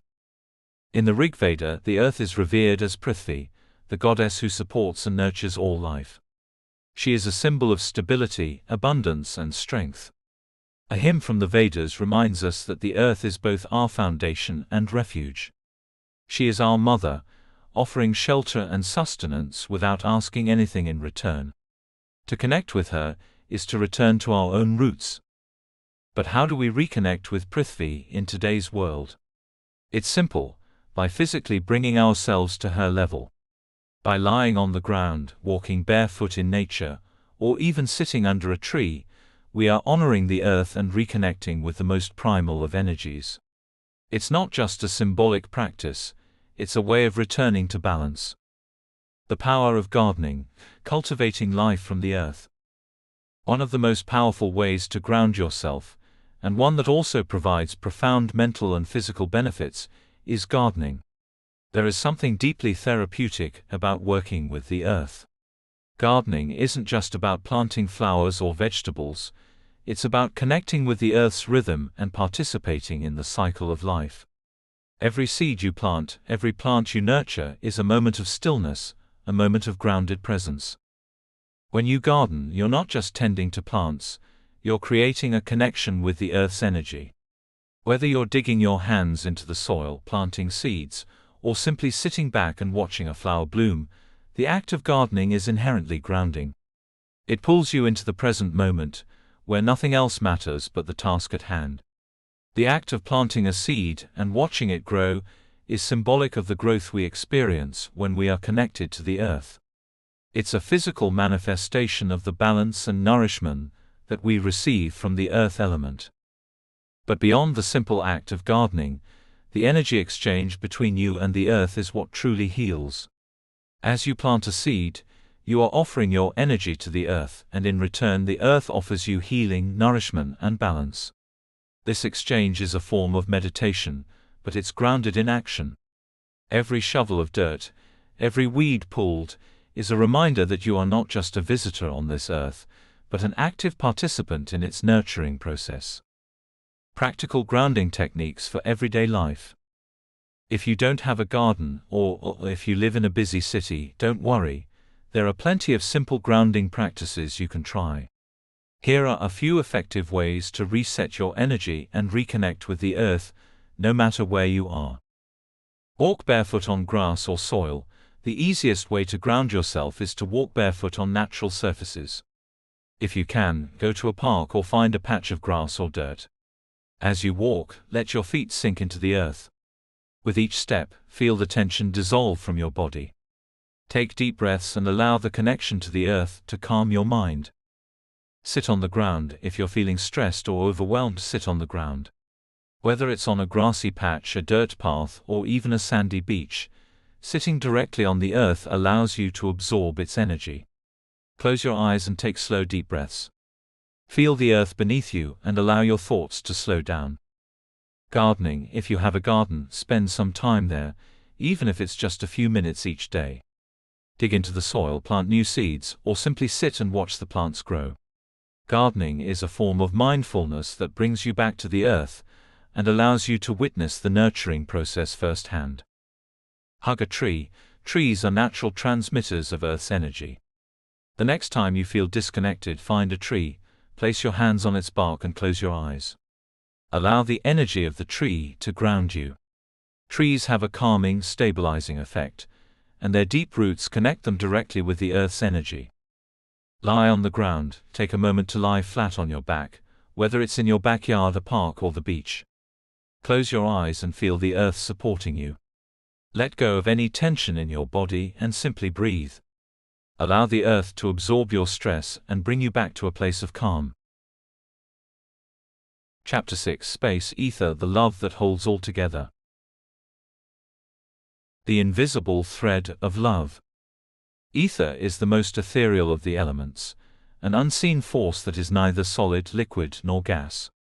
Unlike the earthy soil beneath our feet, the water that flows around us, the fire that lights our way, or the air that we breathe, ether is the space that allows everything else to exist. It is the boundless, infinite field in which we live, move, and have our being. It is the cosmic void that cradles all existence, yet it is so much more. Ether is the force of freedom. It is the energy of love, the purest of all elements. While we may not see or touch ether, we feel its presence in every moment. It's the space between the stars, the pause between breaths, the silence between thoughts. It is what connects us all. In fact, ether is the unseen web that holds the universe together, in every corner of existence, in every relationship, and most profoundly in ourselves. In Indian philosophy, ether is known as Akasha, the element that connects everything and is present within all things. In its most profound form, ether is love itself. It is the space in which all connections are possible. It is the expansive field that holds all opposites in balance: life and death, creation and destruction, freedom and constraint. Without it, there would be no room for existence, for growth, or for love. But how do we truly connect with this expansive element, this force that exists both within us and beyond us? How do we learn to experience the vastness of love, freedom and connection that ether embodies? This chapter explores the elemental force of space, or ether, and its profound connection to love, a love that is boundless, unrestricted and freeing. We will journey into the ways in which space influences our lives, our relationships, and our ability to create love. Together, we will uncover how ether helps us tap into the invisible, the unseen, and the infinite potential within us, allowing us to expand and create more love in the world. The infinite space of love. Imagine standing at the edge of the universe. A vast, unending expanse stretches before you. You feel the cool air against your skin, the endless horizon whispering to you, there is no boundary. There is no end. Space, this boundless infinite presence, exists not just in the stars above, but in the very fibers of your being. Space is love, infinite, ever-expanding, and full of potential.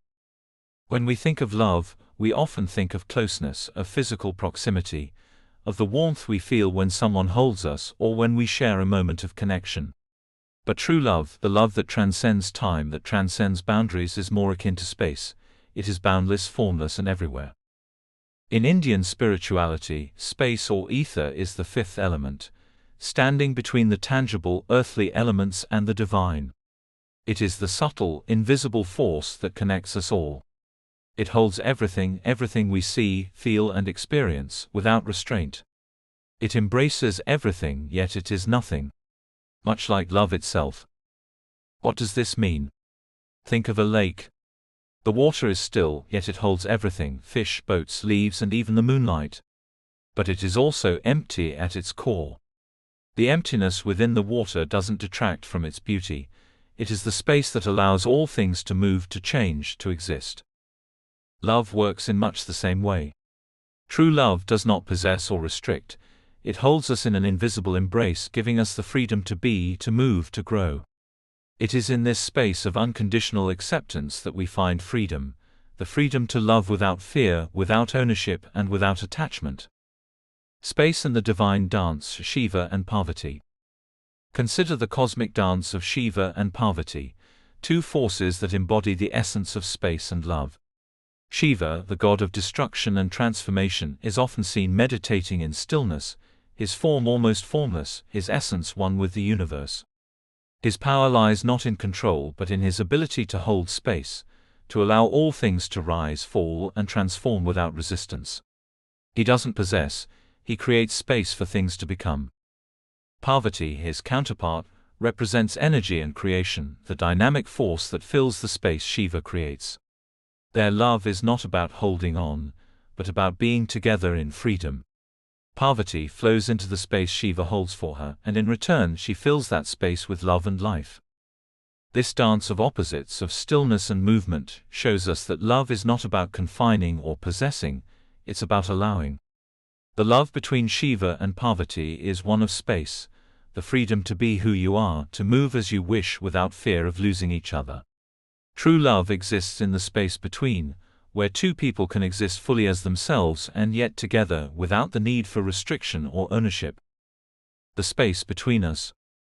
Think of any relationship in your life, whether with a partner, a friend, or a family member. What happens when we create space for the other person? When we give them freedom to grow, freedom to be themselves. If we allow someone to exist fully in their essence, without expectations or restrictions, love flourishes.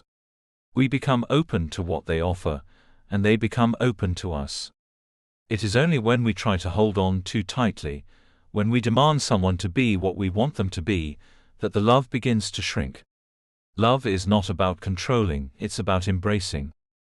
You see, when we give someone space, we also give them the opportunity to surprise us.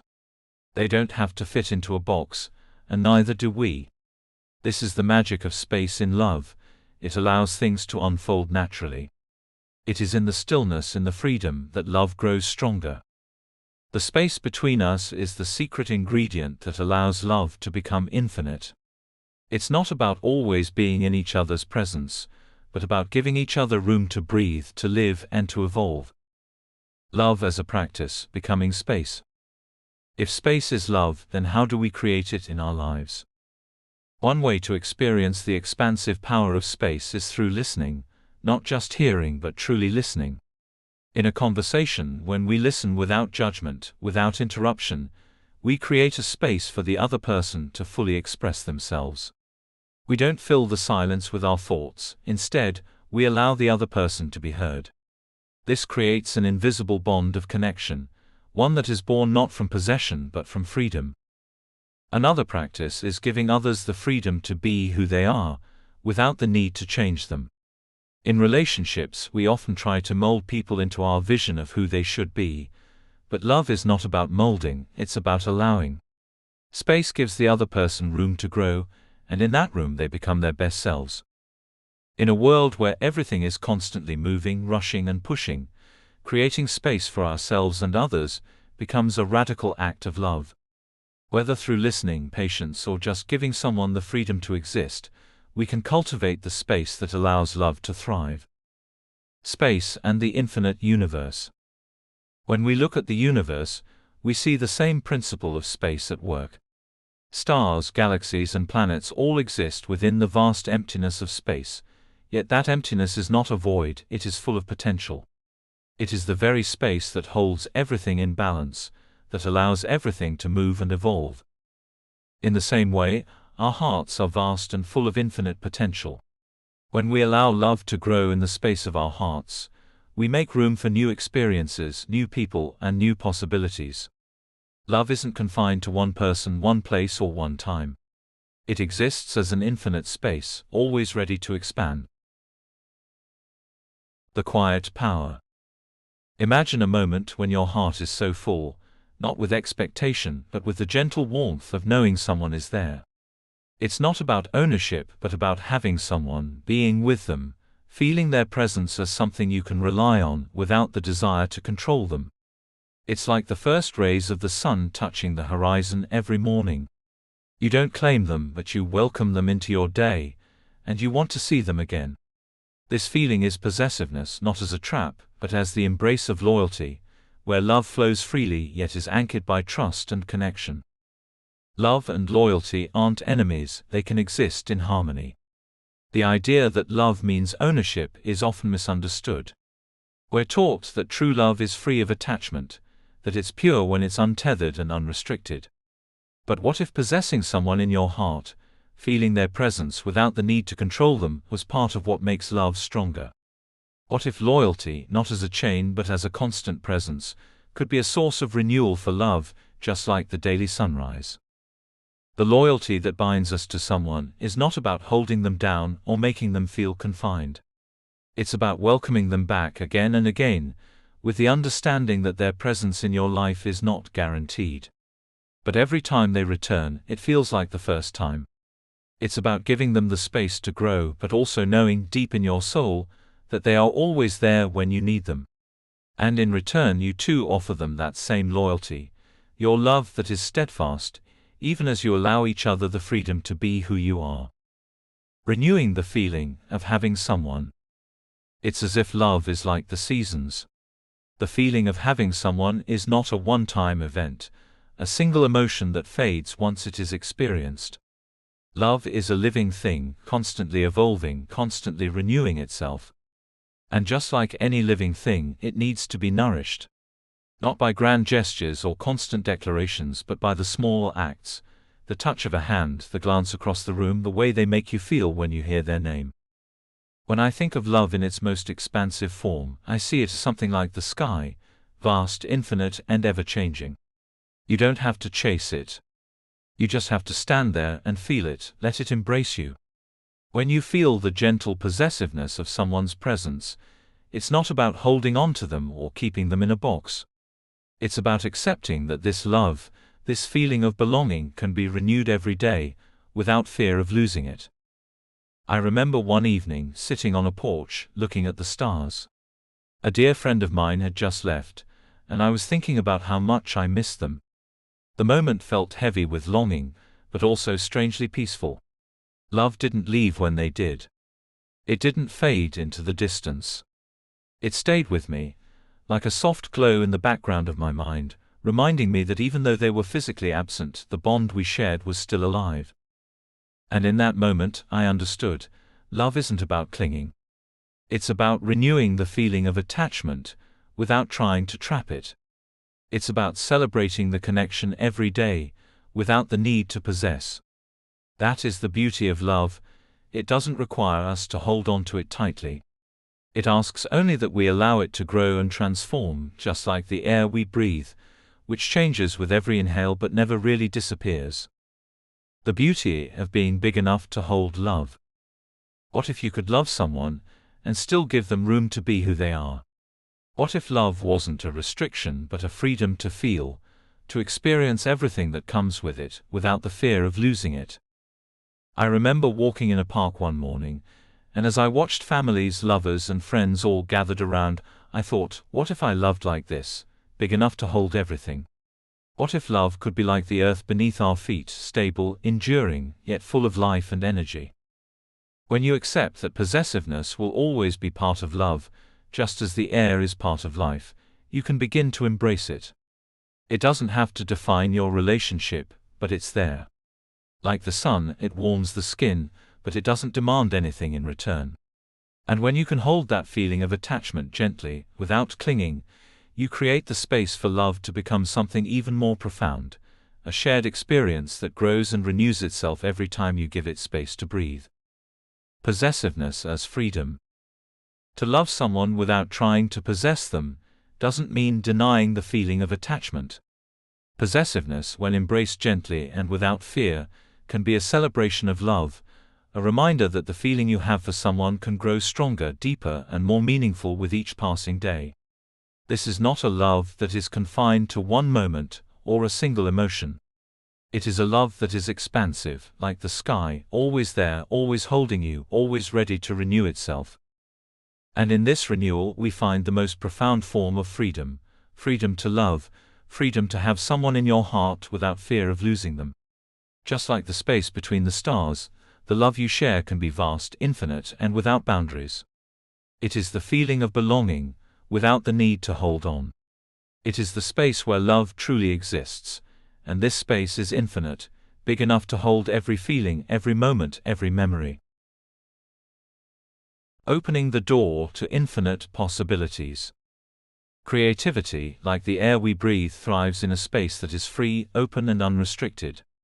Yet, in a world where clutter is often seen as a sign of productivity or even creativity, we rarely consider how the physical and mental spaces around us affect our creative flow. In truth, creative energy flourishes only when there's room to breathe, a clean, uncluttered environment, a calm and expansive mind, and the willingness to let ideas come without force. Declutter your environment, creating physical space for mental clarity. A cluttered desk, a chaotic home, or even a messy schedule can feel overwhelming and distracting. When surrounded by things that are out of place, it can be hard to hear your own thoughts, let alone cultivate creativity. Think of your workspace as a mirror to your mind. The more disorganized it is, the more jumbled your thoughts become. But once you clear out unnecessary physical objects, your mind begins to follow suit. Start small. Tidy up your desk, clear out old papers, donate things that no longer serve you, or simply organize your workspace in a way that feels visually pleasing. This act of clearing out what no longer serves opens up mental space for new ideas and energy to flow. You will feel lighter, and with that space comes an invitation for fresh, creative inspiration. Once you've created physical space around you, you'll find that the energy around you shifts. It's as if the cluttered objects were holding back your creative energy. By removing them, you're symbolically opening a door to your creative potential, allowing the universe to bring in new possibilities. Breathe into space, inhaling creativity, exhaling limitations. Breathing is something we do naturally, yet few of us take the time to breathe with intention, to use our breath to create space. Breathing is more than just taking in air. It's an act of opening and expanding, much like the act of creation itself. Start by taking a deep conscious breath. As you inhale, visualize filling every corner of your body with fresh, creative energy. Feel your lungs expand, and allow that feeling of fullness to spread to every part of you. As you exhale, release the tension, stress, and limiting thoughts that are cluttering your mental and emotional space. With every breath, you create more internal space for peace, openness, and, most importantly, creativity. Just like your mind needs physical space to be clear, your body needs space to feel alive and energized. The act of mindful breathing allows you to release resistance, making it easier for creative ideas to flow freely. With each breath, you're not just filling your lungs with air but creating the emotional and mental space needed to welcome new ideas. Creative flow, the magic of pausing. The best ideas rarely come when we're forcing them. In fact, creativity thrives when we step back and allow it to arise naturally. By pausing, by creating space between our actions and thoughts, we allow creativity to emerge effortlessly. Whether you're trying to write, paint, solve a problem, or even cook a meal, the pressure to create something perfect often stifles the flow of ideas. Give yourself permission to not push, to simply allow the process to unfold at its own pace. Whether you're sketching out your ideas, writing a few lines of a poem, or experimenting in the kitchen, don't worry about the outcome. Let go of the perfectionism that often comes with creativity. The more you let go of the need to produce results, the more easily creativity will come to you. In this flow state, creativity becomes like a river. It moves with ease, it knows where to go, and all you need to do is open the channels and let it pass through. The more you create space for this flow, whether through breaks, deep breathing, or unstructured time, the more your creativity will thrive. Free writing or drawing, let your mind wander without expectations. One of the best ways to break free from the constraints of perfectionism and expectations is by engaging in free writing or drawing. This isn't about creating something beautiful or polished. It's about giving your mind the freedom to wander, to make connections without judgment or goal. Set aside some time each day for an unplanned, unrestricted creative session. Whether it's writing, drawing, doodling, or simply daydreaming, the point is to let your mind run wild. Don't worry about whether it's good, valuable, or even coherent. This practice opens up channels of inspiration that are often blocked when we focus too much on outcomes. Even if your writing or drawing seems random or incomplete, trust that something valuable is happening. You're allowing your creativity to breathe and move in ways it can't when it's confined to a rigid structure. By removing judgment from the equation, you'll see that creativity doesn't need to be forced, it simply needs space to exist. Cultivating compassionate space for others, listening and loving without expectations. Creativity isn't limited to just the self, it extends to how we relate to others. In relationships, both personal and professional, creating space for others is just as important as creating space for yourself.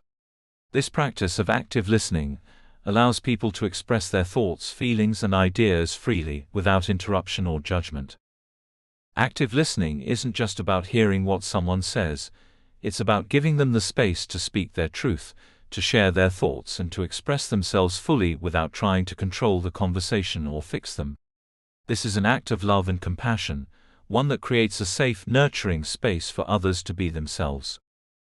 When you create a space where others feel heard and seen, you're encouraging them to grow, express, and ultimately be more creative in their own lives. By giving others room to breathe, you enable their energy to flow freely, just as you do with your own. Unconditional love, loving without conditions. At the core of creating space is unconditional love, love that doesn't demand, doesn't expect, and doesn't judge. When we approach our relationships and interactions from a place of unconditional love, we free ourselves from the need to control or possess. We embrace others as they are, without the desire to change them. Just as space allows the stars to shine in their own time, so does unconditional love allow people to shine without restrictions. In this space, we give love freely, without expecting anything in return. This is the essence of creativity.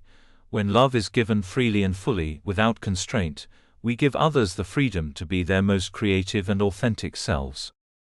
In our creative practices and our interactions with others, we must embrace the same principles: openness, non-judgment, and compassion.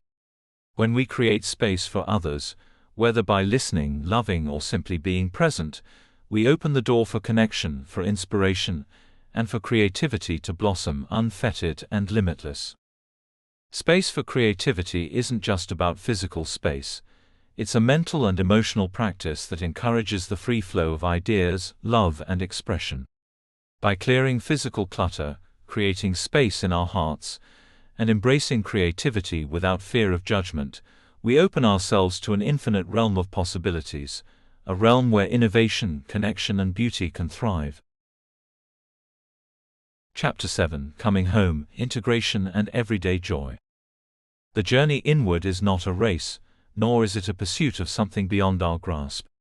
In truth, the deepest treasure lies within us, always.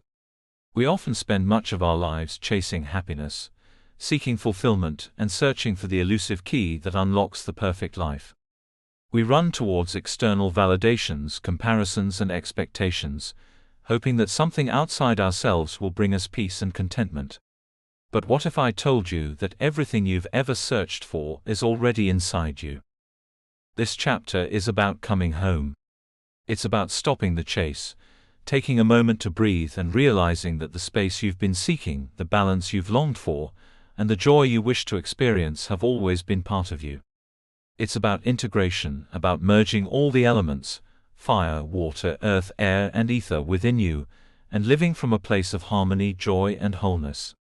And it's about understanding that when you integrate these elements within your own life, every day becomes an opportunity to experience the profound beauty of being alive. You don't need to chase happiness. In today's world, we're taught to chase happiness.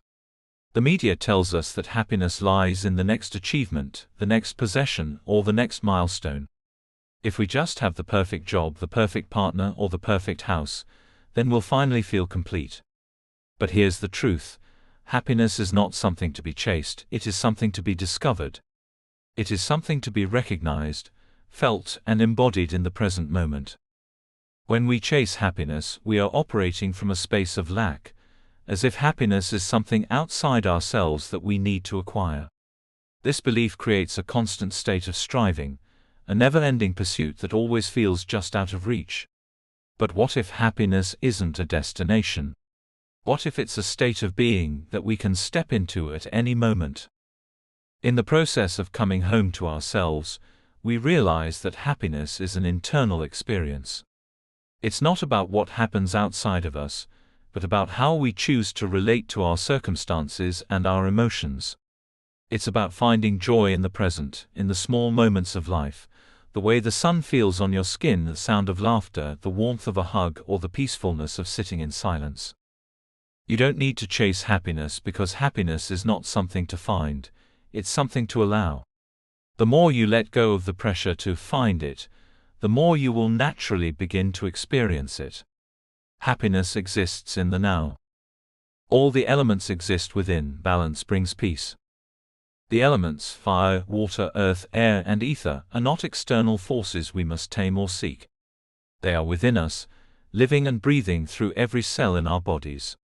These elements represent different aspects of our being, from our passions and emotions, fire, to our grounding and stability, earth, to our creativity and thoughts, air, to our intuition and connection to the universe, ether. When we live out of balance with these elements, we experience disharmony. We feel ungrounded, stressed, disconnected, or overwhelmed. But when we bring these elements into balance, when we integrate them within ourselves, we find peace. Fire gives us the energy to move forward, to be passionate and assertive, but when it's out of balance, it can become anger or burnout. Water allows us to flow, to connect with our emotions and intuition, but when it's out of balance, we can feel emotionally overwhelmed or disconnected. Earth provides us with stability, with a sense of home and rootedness, But when it's out of balance, we can feel stuck or heavy. Air allows us to think clearly and connect with our ideas, but when it's out of balance, we can become overly analytical or disconnected from our bodies. And ether, the space where love and connection reside, can become distorted when we're not in touch with our inner truth. When you begin to integrate all of these elements, not as separate, distinct parts, but as interconnected forces within you, you come into alignment. You don't have to work to achieve balance. You simply need to recognize that it already exists within you. When you give space to each element, allow it to express itself fully, and then harmonize those energies, you create a sense of inner peace that radiates outward. The curve that sets everything straight is already in you. In the journey of life, we often experience moments of confusion, pain, or uncertainty. At times, we feel as though we've lost our way, like we're standing at a crossroads without knowing which path to take. In these moments, we can feel disconnected from our purpose, from ourselves, or from the world around us. But there is something within us, a deeper intelligence that can guide us back home. Call it intuition, call it the soul, or call it inner wisdom. It's the part of you that always knows what you need, what is true for you, and what brings you back to your center. This inner guidance is like a curve that gently bends the path we walk, always bringing us back into alignment even when we feel lost. We don't need to search for the answers because they are already within us. We only need to trust that wisdom and listen deeply to the whispers of our heart. The curve is that part of you that has always known the truth of who you are. It's the subtle nudge that leads you toward the next step, even when the road ahead feels uncertain. Trusting this inner curve, this intuitive flow, allows you to come home to your true self and rediscover the joy of simply being. You are already whole. As we come to the end of this journey, I want to leave you with one final message: you are already whole. Throughout this book, we've explored the elements, the energies that shape our lives and our experiences. We've discussed the power of fire, the grounding force of earth, the flow of water, the lightness of air, and the vastness of ether. But all of these elements exist within you. They are not separate forces that you need to chase or acquire. They are already part of your being, waiting to be acknowledged and integrated. In your quest for balance and joy, remember that you don't need to strive to become anything more than what you already are. You don't need to search for happiness in external things, or chase after fleeting moments of fulfillment. True peace, true joy, and true freedom come when you recognize that everything you need is already within you. You are the fire and the earth, the water and the air, the space and the love. You are already whole, already complete. The journey is not about finding something outside of yourself, it's about coming home to your own truth. Take a moment now to reflect on what you've learned. Notice the quiet hum of life within you, the ebb and flow of your breath, the beating of your heart. Feel the stillness in the space between thoughts, the warmth of your passion, the clarity of your mind, and the love that exists in the very fabric of your being. You don't need to chase happiness because you are happiness. You don't need to find balance because you already have it. You are the curve that sets everything straight, always have been, always will be. So here's my final invitation to you: stop chasing, start being. Come home to yourself. The joy, the peace, the love, and the freedom you seek, they've always been within you, waiting for you to notice. The joy of everyday living. In the end, life isn't about grand gestures or extraordinary moments. The beauty of life lies in the quiet simplicity of everyday living, the small, intimate moments that make us feel truly alive. It's in the cup of tea shared with a friend, the first rays of sunlight in the morning, the moments of stillness when we feel at peace with ourselves. When we come home to ourselves, when we embrace the fullness of who we are, we find that joy isn't something to be chased. It is something to be felt, experienced, and embodied in every moment. The joy of being, the joy of simply existing in this world, that is the gift of integration. And that is the ultimate lesson of this journey: you are already whole. In coming home to yourself, you will discover the joy that comes from simply being, and in that joy you will find the peace you've always sought.